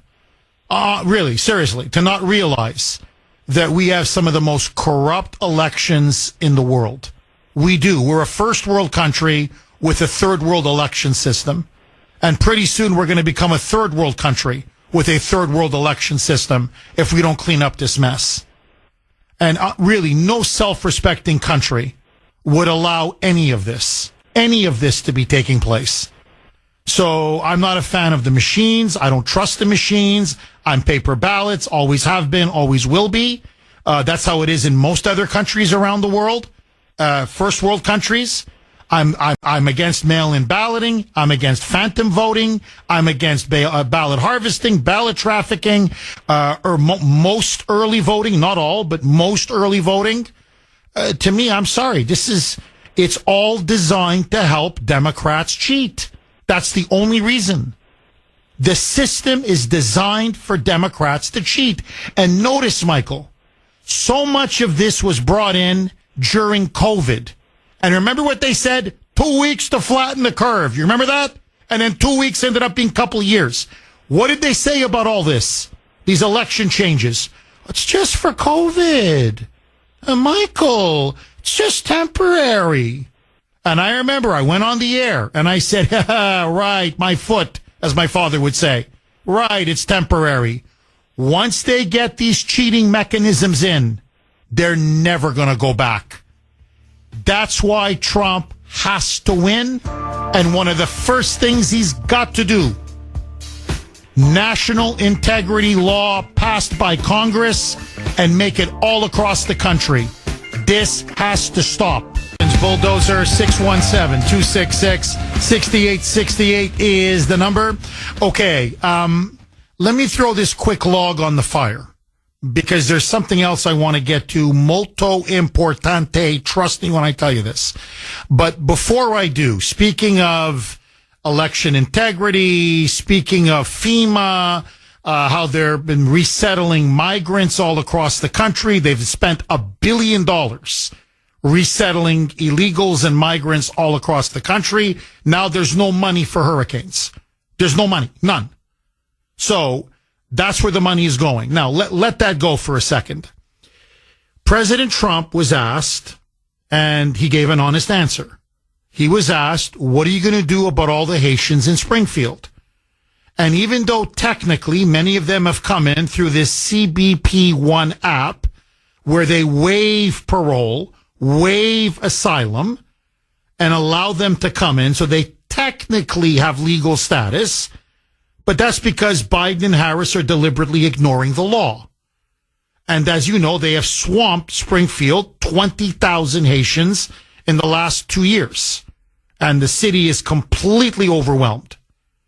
Trump was asked, what will you do with all of those Haitian migrants? And he said, on day one, I'm terminating their legal status, and I'm going to deport them. Every single one of them, gone. Now, do I agree with him? Of course, completely. Please, don't get me wrong. 1,000%. But part of me, and I'm just thinking out loud, and I'd like to get your feedback and maybe get a little discussion here from you, the great audience of Kuhner Country, 617-266-6868. You know, look, I agree with him, and I always appreciate and respect any man, any person, any woman, any candidate that says, look, this is exactly what I'm going to do. You know, this is who I am. This is what I stand for. On the other hand, half of my brain is saying, well, you know they're going to try to steal the election. We know that. We know they're going to try to get these migrants to vote. They're going to try to get illegals to vote. So why openly telegraph what you're going to be doing in your second term? Because by saying yes, and again, I appreciate the honesty and the candor, but now by saying, oh no, they're gone. But for day one, they're gone. Well, what have you done? You know, I'm not deliberately, obviously, inadvertently. You've now incentivized these Haitians to go vote. Like, I mean, look, if I'm a Haitian, okay, just look at it from their point of view. I'm not defending them. I'm just explaining. I'm here on this temporary program, which I know that they basically broke the law to get me here legally. And I got one candidate who says, I'm going to give you amnesty. I win. You're getting amnesty, free health care, free education, free college, free welfare, free everything, free checks. And the other guy's saying, I win. You're out. Like, here, I'm revoking your status, your legal status, and ICE is going to come in, Immigration and Customs Enforcement, and they're going to deport your ass. I'd be like, I'm going to vote. I mean, well, at this point, what do we have to lose? We have to vote.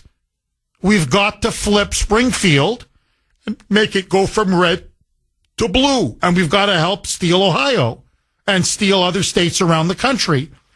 My question to you is this. Should Trump have not said it? Because what Jack Smith is alleging in his ridiculous legal filing is that this is such a deceptive man. This is such a Machiavellian schemer. He says one thing, he thinks another, he does a third. Oh my, he's in the shadows. He's trying to overthrow democracy. And I look at Trump and I'm like, he's the exact opposite. The guy has no filter. He's the most undeceptive, honest man you'll ever find, especially in politics. Everything he thinks, he says. Everything he's going to do, he says. Everything he's done, he says. And so I'm looking at this, and part of me is thinking, wouldn't it have been maybe a little better to just say, well, I'll deal with it after I win? You know, just give like a vague answer. Well, look, we're going to secure the border, and we're going to go after criminal illegals, and that's my first most important step in dealing with illegals in our country, and I'll get to that when I get to that. In other words, just leave it vague, like leave it open-ended. It's not disingenuous. He's not lying. You're just being evasive. That's all. You're just, why should I tell him? Instead, by saying they're gone, day one, have you not just given them the mother of all reasons to go out and cheat, to go out and commit voter fraud? Should Trump have said nothing? I'm just curious. If you were advising him, would you have said, answer the question honestly, tell him day one, you're out? Or, I'll get to it if I get to it. That's all. It depends. I don't know. I have a lot of things on my plate. Whatever. We'll see. After I'm done, we'll see. My first priority is to secure the border. Just something like that. And so many of them will think, well, maybe he'll leave us alone. Now, you've given them every reason in the book. I'm not criticizing him. I look at this and I'm thinking out loud. Have you now not just given them a reason to go out and engage in voter fraud? Think about it. They don't want to go back to Haiti, especially after the good life here in the United States. Frankly, they'd be insane to go back to Haiti. Well, I wouldn't want to go back to Haiti, would you? I mean, free places to stay, free health care, $2,000 prepaid Visa gift cards. They're giving them jobs. I mean, really, everything. Free clothes, free computers, free phones, free laptops, free. And I'm thinking he's going to deport us? No, I'm not. You can't vote. It's illegal. I don't care. I don't want to go back to Haiti. Should he have been evasive, or did he do the right thing in being honest and upfront? In other words, this is my mandate. I told you what I'm going to do, and I'm going to do it. 617-266-6868. Just asking. Love to get your feedback. Joe in Gloucester. Thanks for holding, Joe, and welcome. Good morning. Hi, Joe. Good morning, Hi, Joe. Jeff. I'm a commercial fisherman here out of Gloucester. It's not surprising to me of all these bombshells being dropped. I think it's just a little bit of a diversion for what's really going on behind the scenes.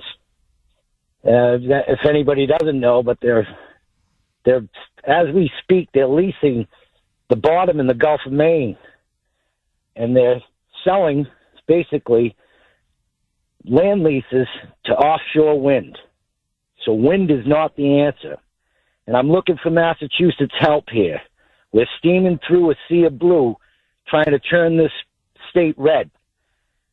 On the 26th of October here, coming up, we're having a In Trump We Trust road rally in Gloucester, and we're going to be cruising Cape Ann, and that's exactly what we're going to be doing, Jeff, is steaming through a sea of blue trying to save our ocean, because these offshore windmills and this Kamala Harris Green New Deal and Joe Biden's Green New Deal, it's not happening.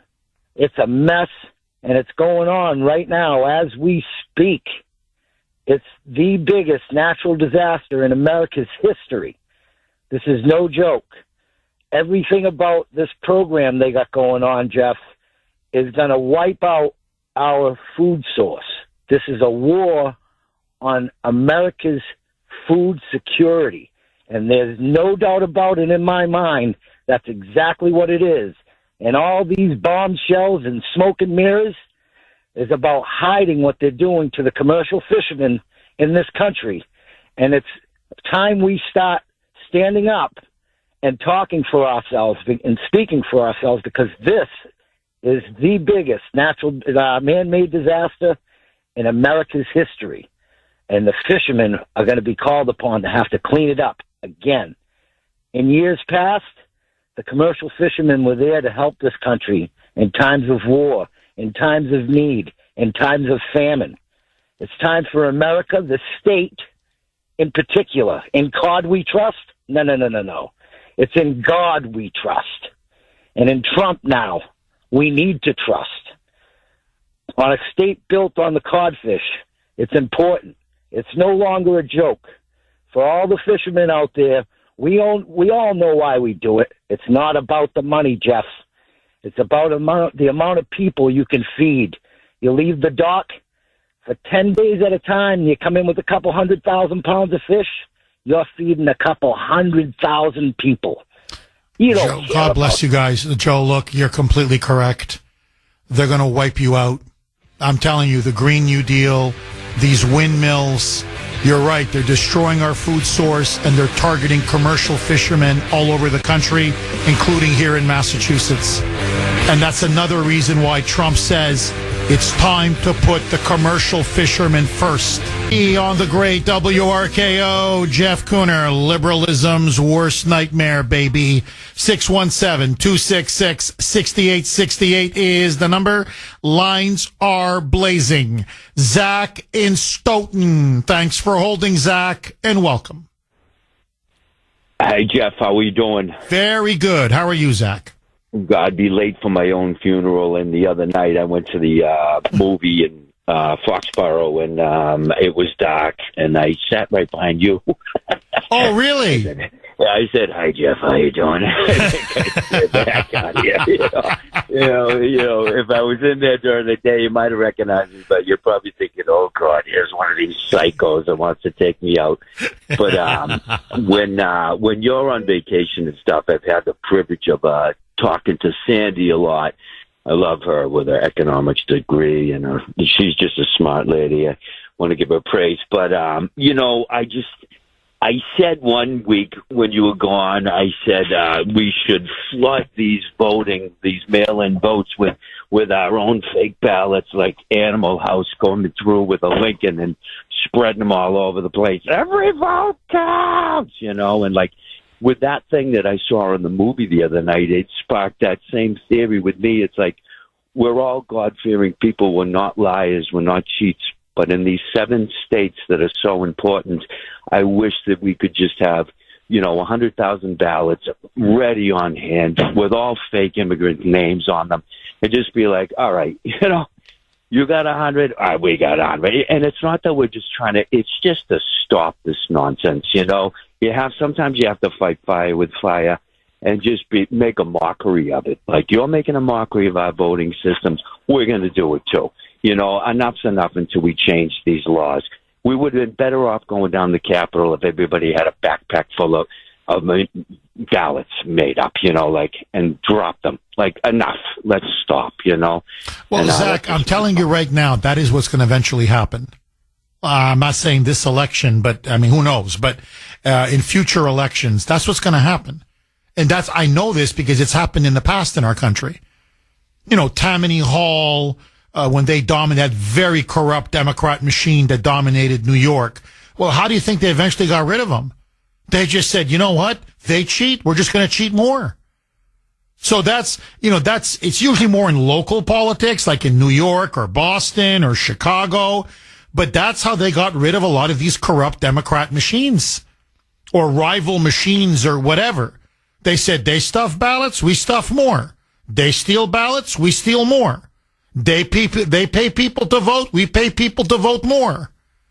Like, that's what happens. You end up fighting fire with fire. See, and that's what I don't think the Democrats quite comprehend.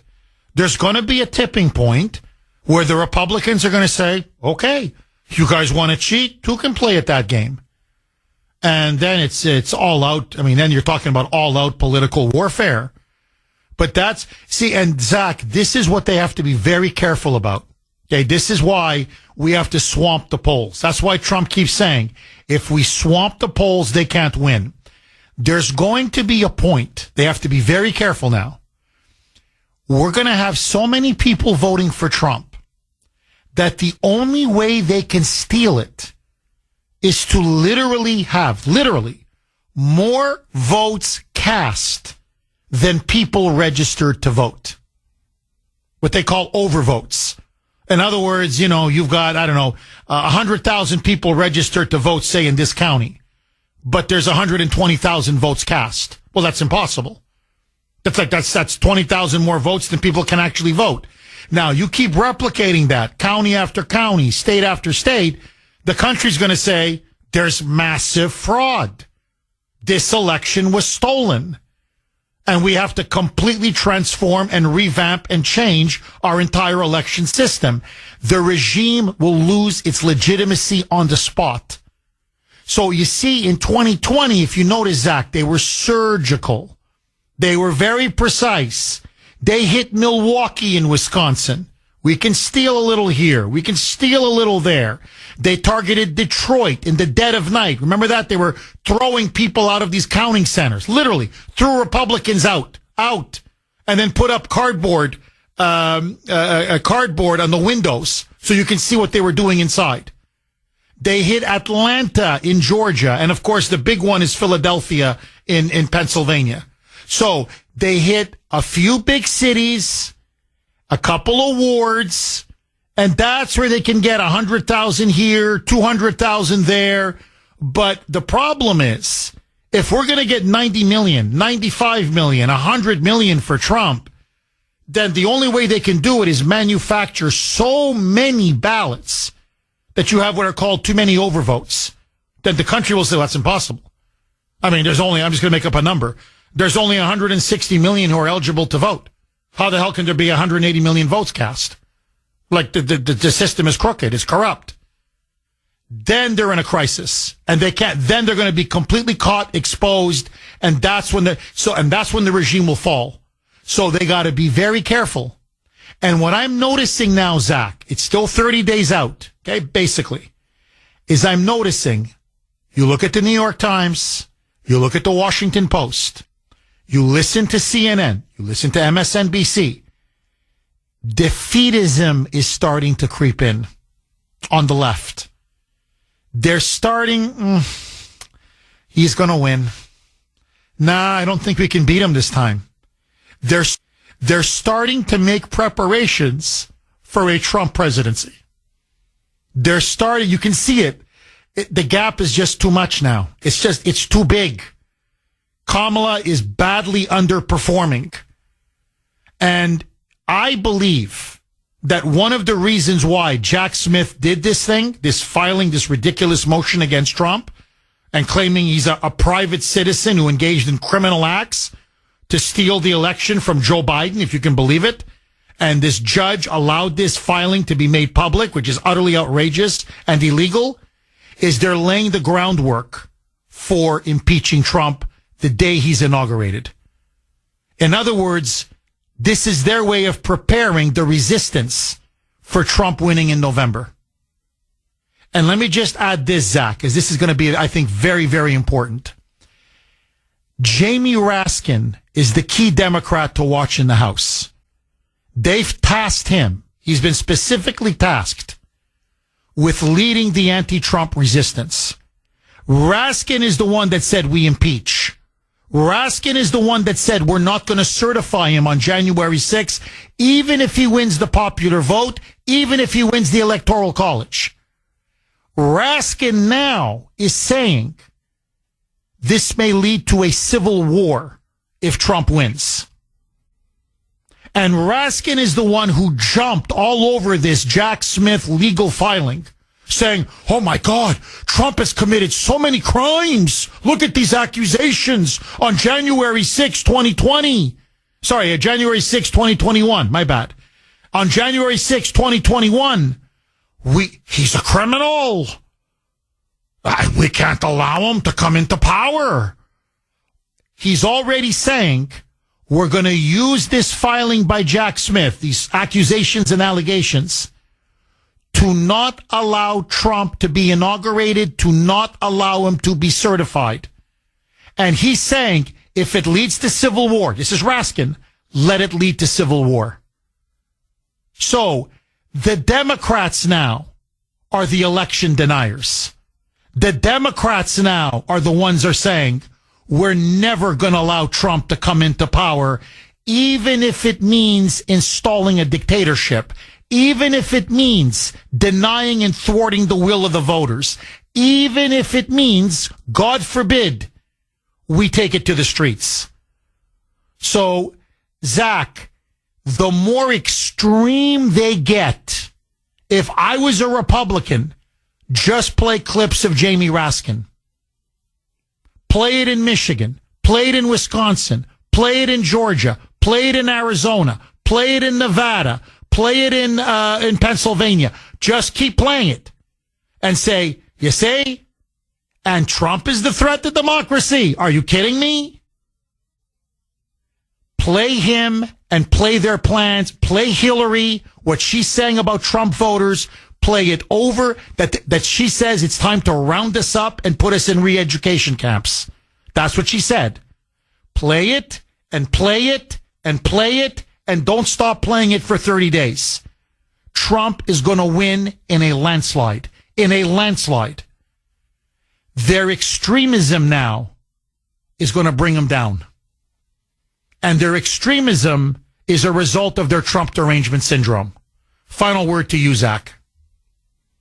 Well, Raskin is a wimp, and I've been saying it's been revenge of the nerds the whole time, and I'm just hoping that it's almost like a Wizard of Oz thing with all these little babies behind the curtain, and we're just going to take it over and go into the sunset. I'm hoping that we have enough votes to outbeat the cheat now. We've been saying it. I'm on the same page as you completely. I'm just not as articulate and smart. And thank you so much for what you do, Jeff. I really appreciate it. Thank you, Zach. And thank you for all your support and for calling in. I really appreciate it.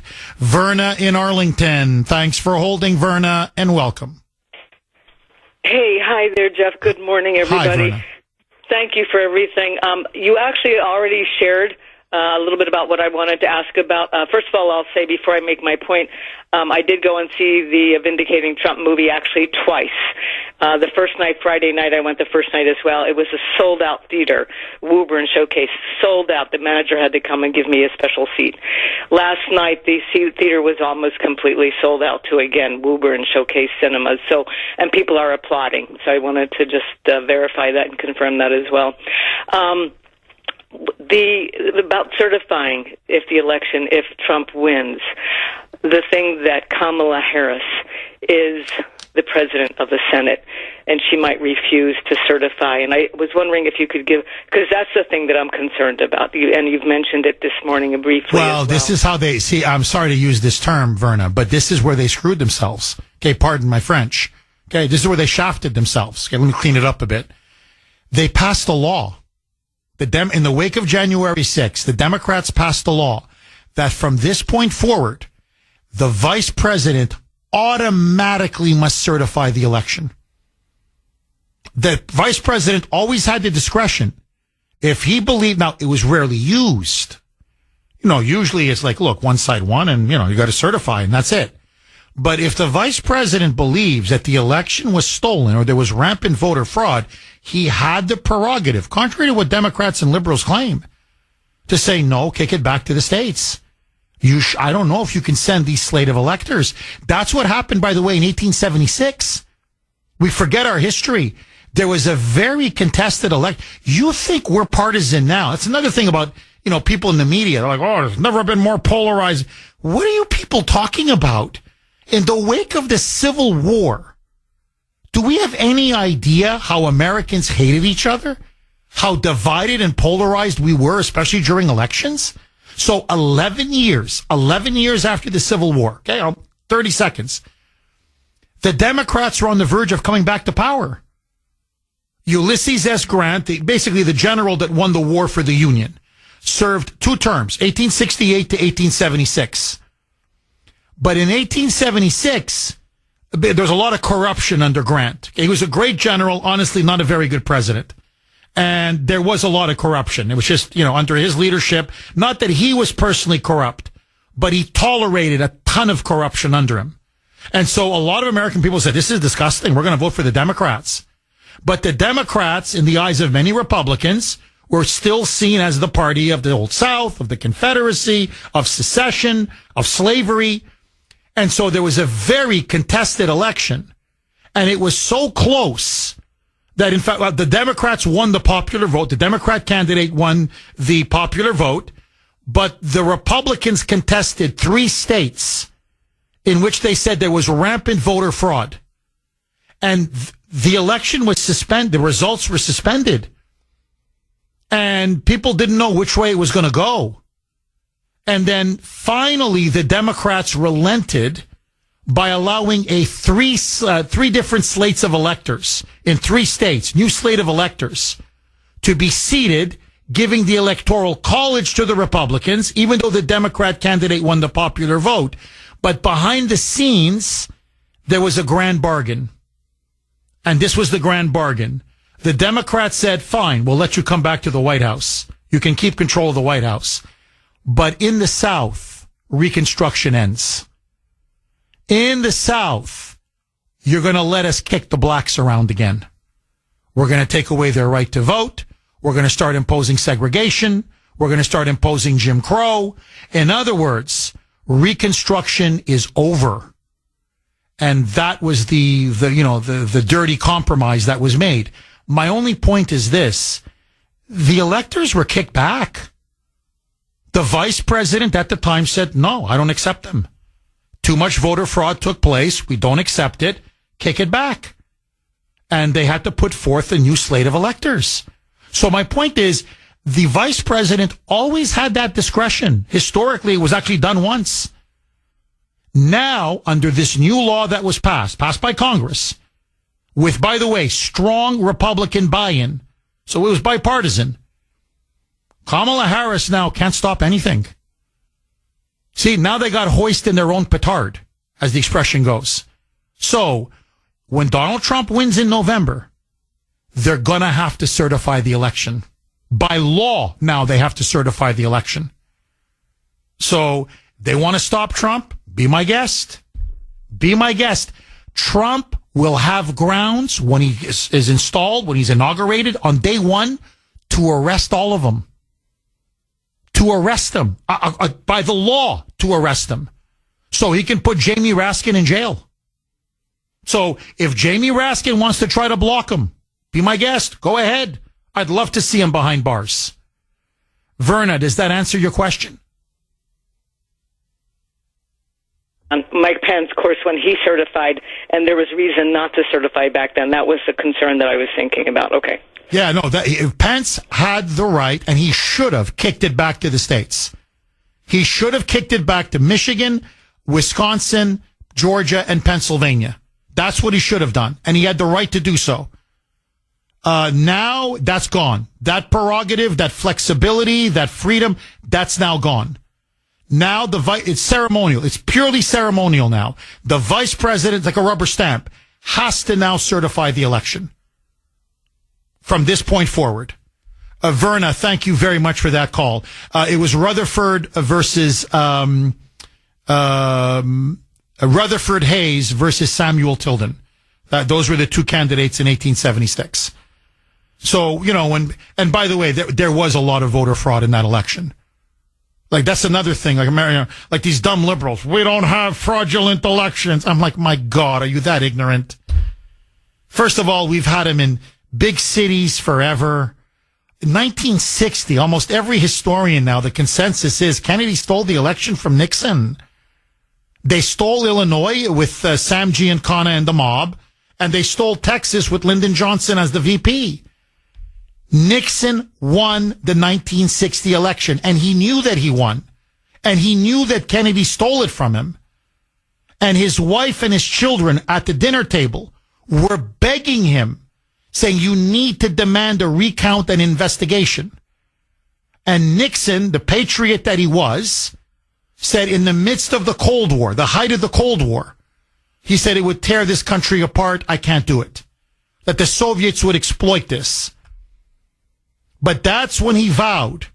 He said, the Democrats are never going to outsleaze me again.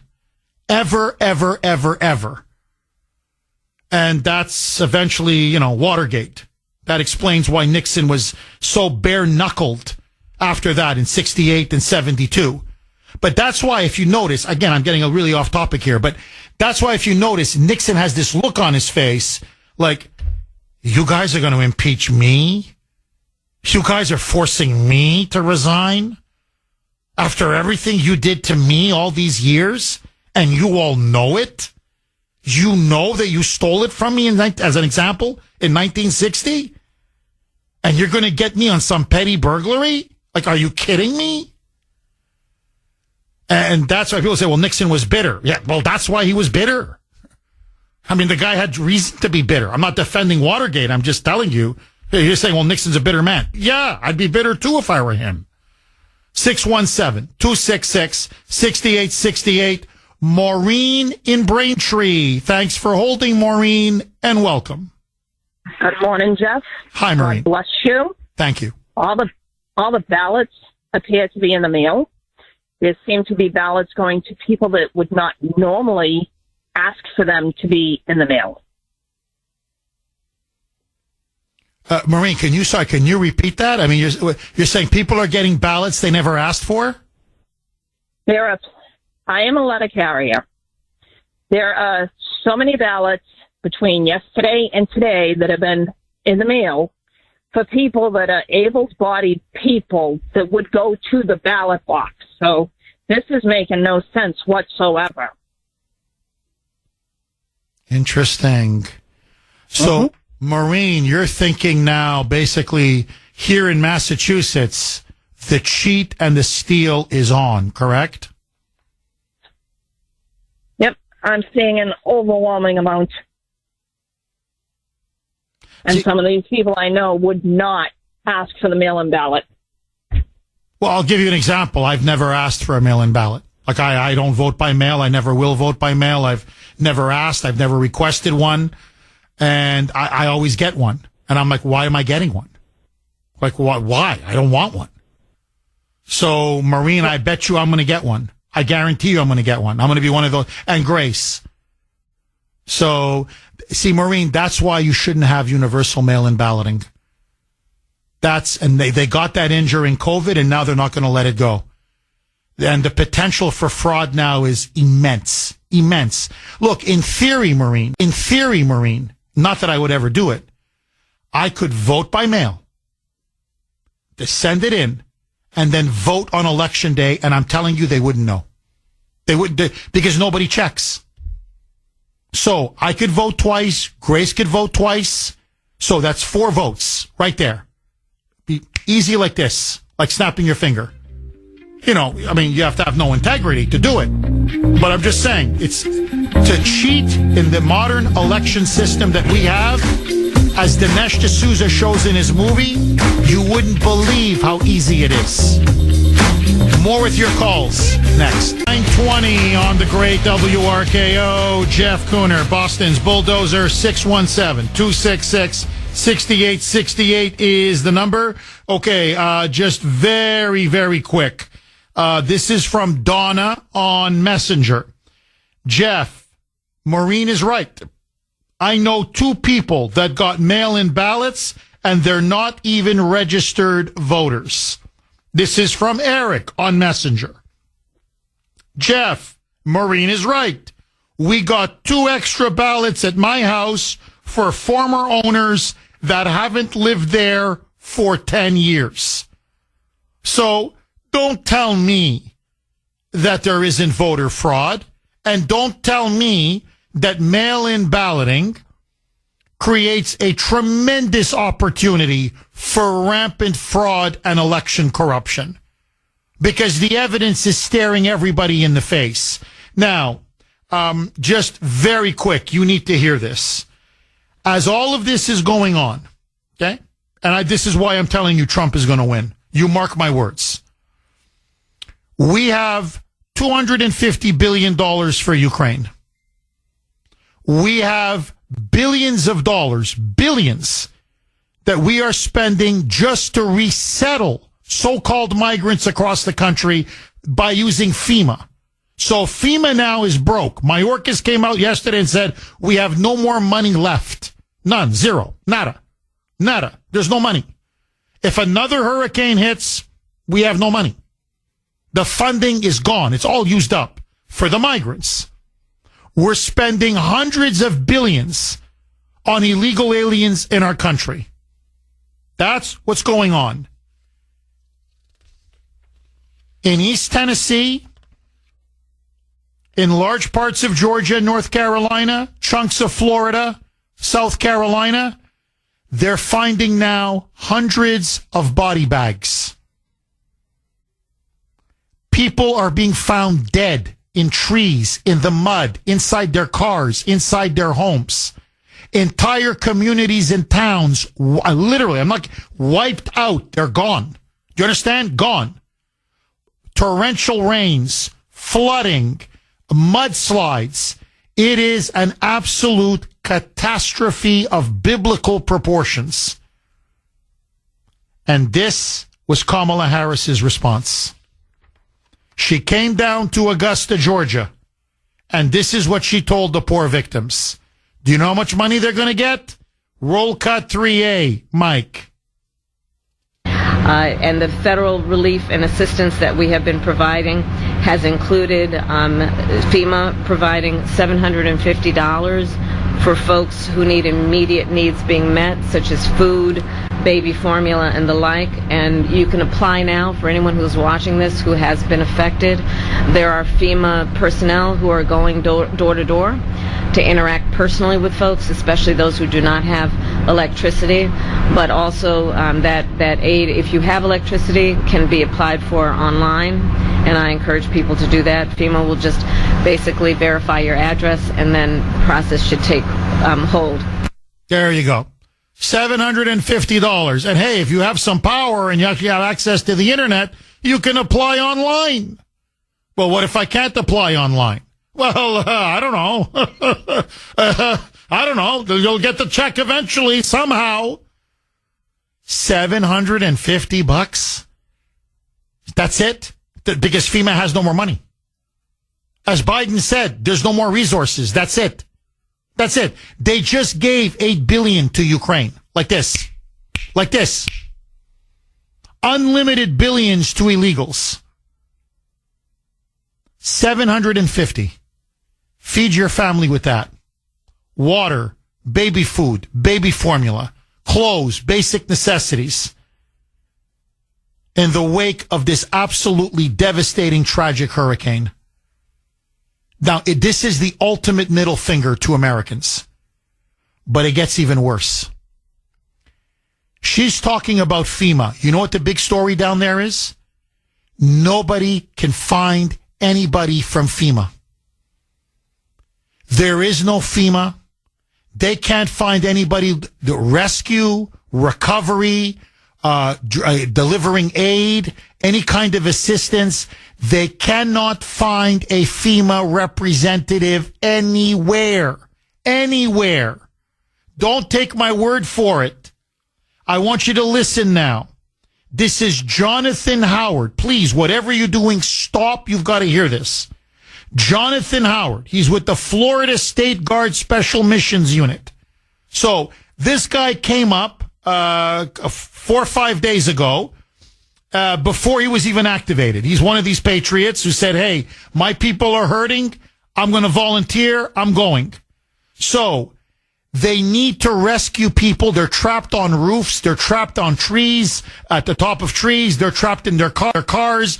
They desperately need to get pulled out and rescued. There were no government helicopters, no FEMA helicopters, nobody, nowhere. Private citizens like him had to get into helicopters on their own dime, on their own time, and start saving and rescuing people, saving their lives. You're not going to believe this audio. This is chilling stuff. I'm going to play that, and you're going to ask yourself, where is FEMA? Where is Kamala? Where is Biden? More next. 9:31 on the great WRKO. Jeff Kuhner, Boston's bulldozer, cleaning up the liberal bull. This is Kamala's Hurricane Katrina, and she can't escape it. Now, just so you understand what you're about to hear, this is stuff, I'm telling you, it's going to blow your mind. His name is Jonathan Howard. May God bless him and his family. He is a member of the National Guard. However, he's seeing these images. This was on Sunday, right? He's starting to see the devastation of Hurricane Helene, and there's no help.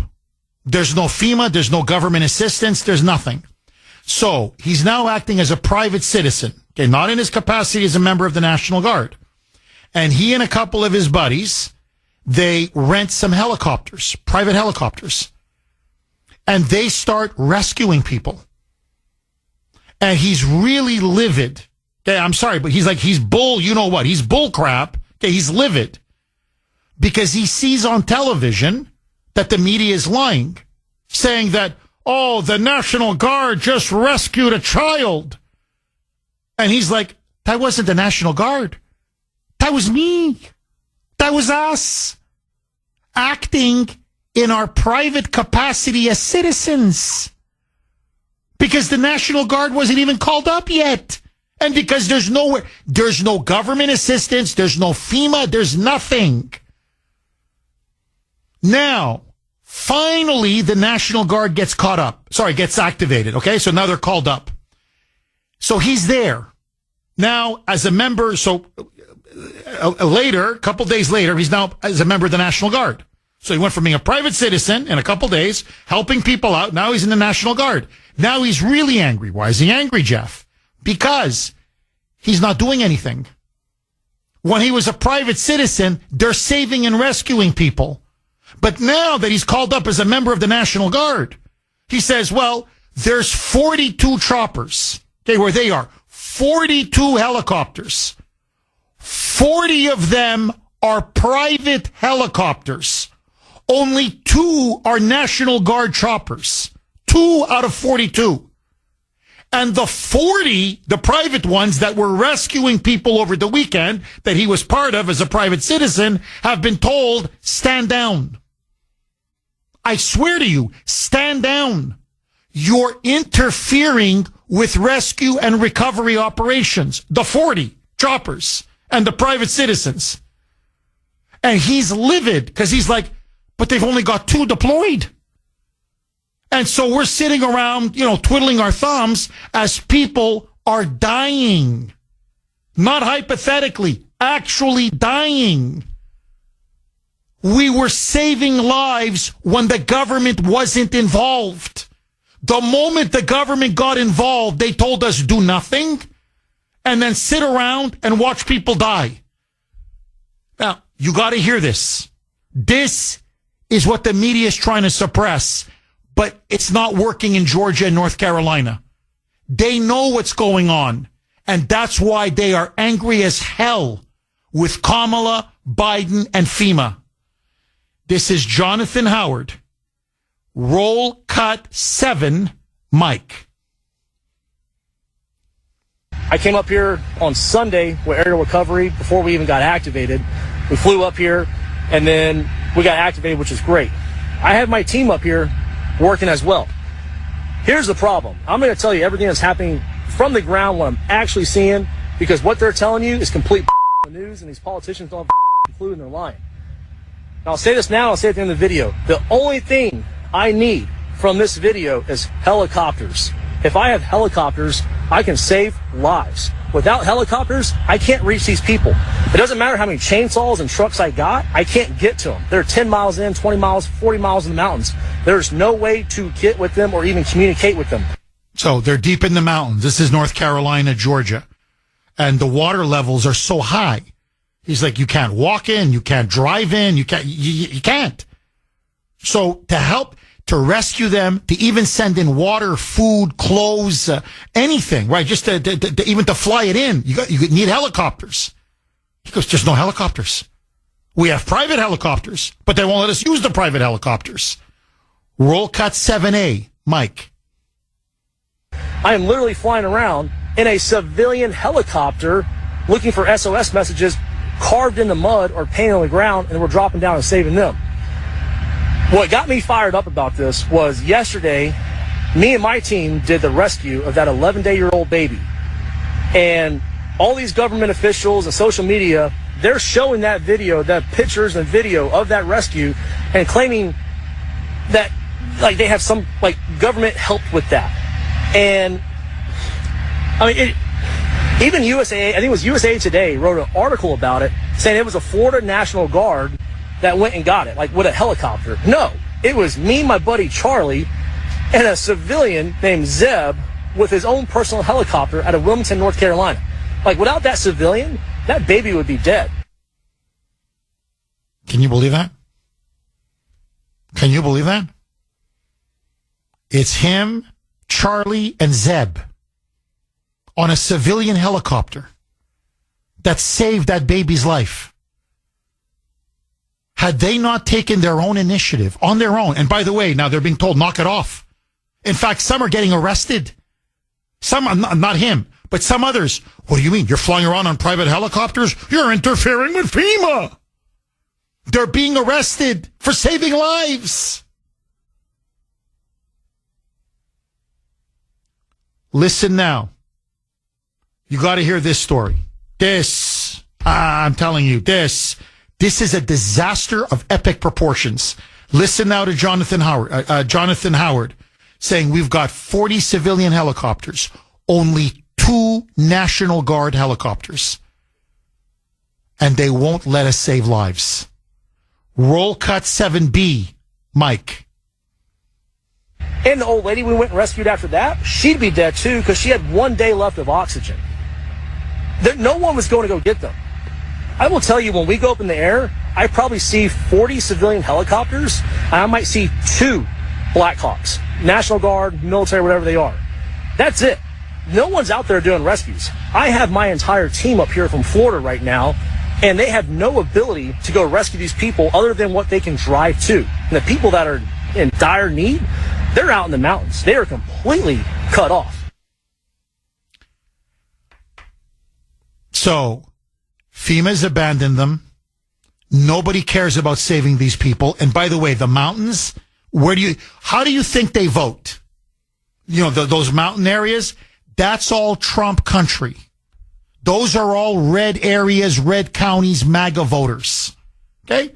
So basically, let them die. Let the deplorables die. Who cares? Old ladies, kill them. Let them starve. Let that poor woman die. That poor little baby, who cares? That's going to grow up to be MAGA. We don't need that.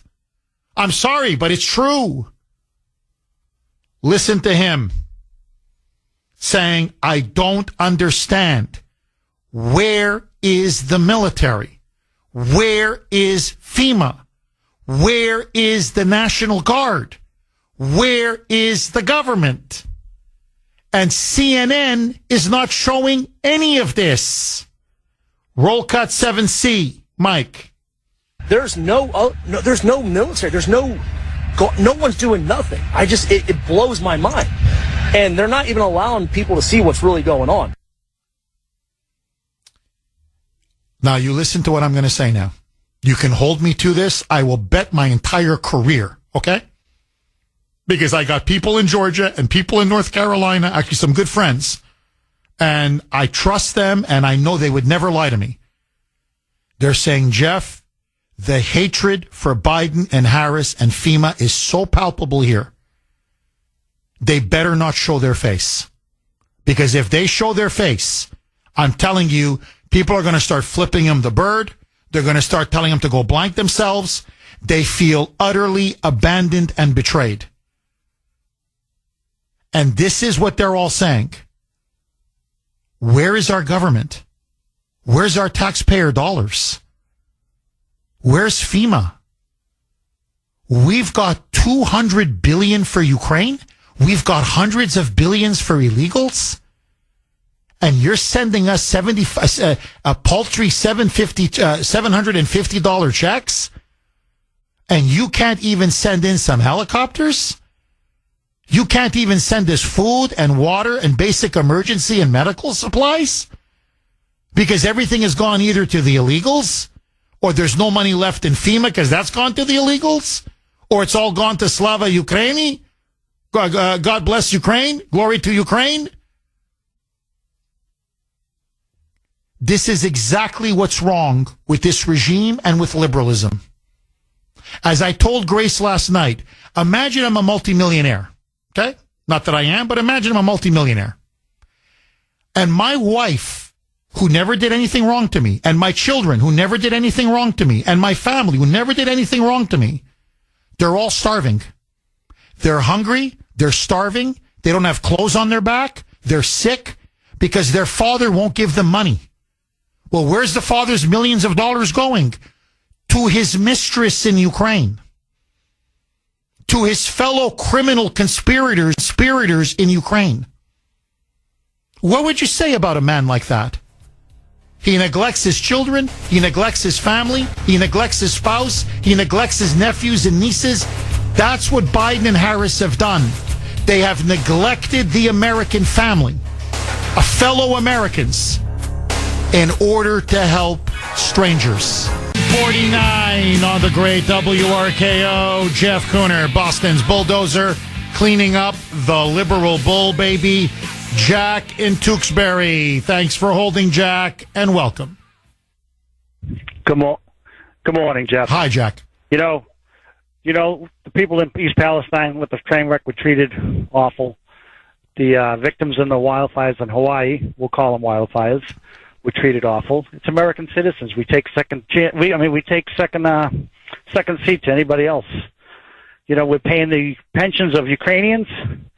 Those are guaranteed money. The pensions are going to be they're fortified, but the American citizen has to pay a heavy price. Jeff, this election comes down to one thing in my mind. There is no undecided voters. Are the people that hate Trump that much able to hold their nose, close their eyes, and pull the lever for Trump? If they can do that, he wins. If he can't do that, it's close, we lose. That's how I see it. Jack, do you think with everything that's going on now, you've got the dock worker strike, we're about 3-4 days away now from shortages. This thing goes on for another, if it goes past the weekend, you're not going to see, they're going to start to see bananas not in shelves, food, apparently hamburger supplies. I'm not kidding. McDonald's, either the price is going to start going up or you won't even be able to get hamburger meat. Shirts, underwear, cars. It's going to now really affect huge chunks of the economy. So we're going to have supply chain issues like we had under COVID. You've got this looming massive war now in the Middle East between Israel, Hezbollah, and Iran.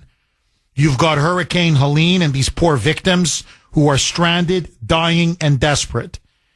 After a while, do Americans want 4 more years of this?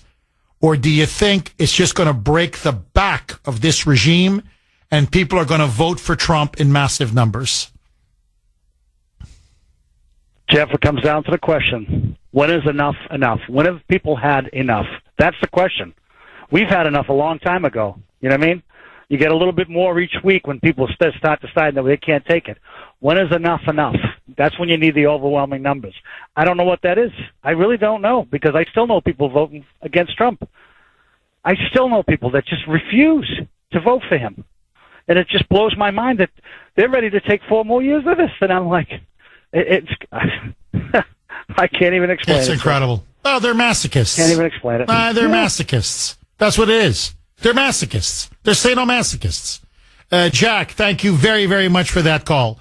Jennifer and Taunton, thanks for holding, Jennifer, and welcome. Hi, Jeff. How are you today? Very good. How are you, Jennifer? Hanging in. Still battling the end of a cold, but I'm still stomping away. Well, you sound good, Jennifer. What's on your mind? Listen, I heard some of the callers, and you talk about mail-in balloting that are automatically being sent to homes of people that normally wouldn't get them. Yes. So I just want to clarify a couple of different things. The state turns around and they send out those postcards for people to request a ballot.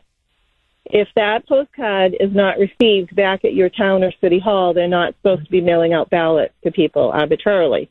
If somebody does get a mail-in ballot that they did not request, either in person or by that postcard that the state sends out, then they need to contact their election department.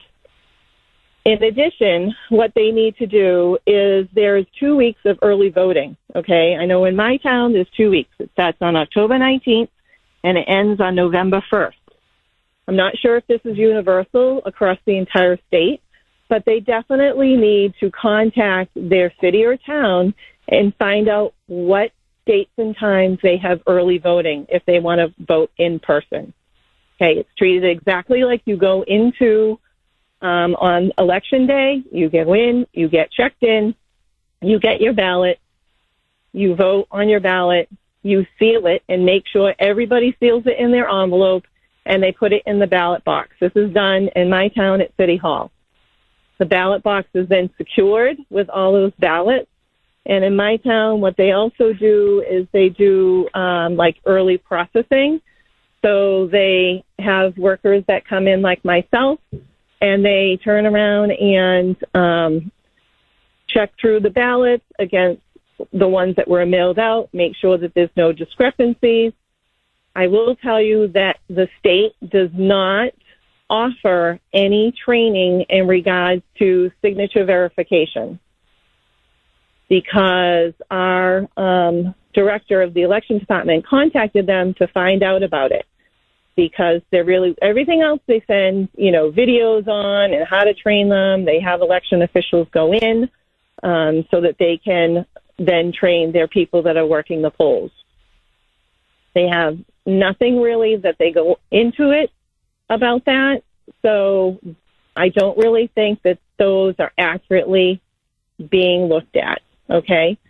Well, Jennifer, sorry, I don't mean to cut you off, Jennifer, but have you seen Dinesh D'Souza's movie Vindicating Trump by any chance? Not as of yet. It's on my list of things to do. I got you. No, you're busy and you're sick. I know, I understand. Jennifer, the reason why I mention it is they talk about signature verification in the movie, and basically what they show is it's a joke. Really, nobody verifies the signatures. I'm not just talking about Massachusetts or Taunton or across the entire country. And they say that's another way, that the huge loophole to exploit, to engage in voter fraud.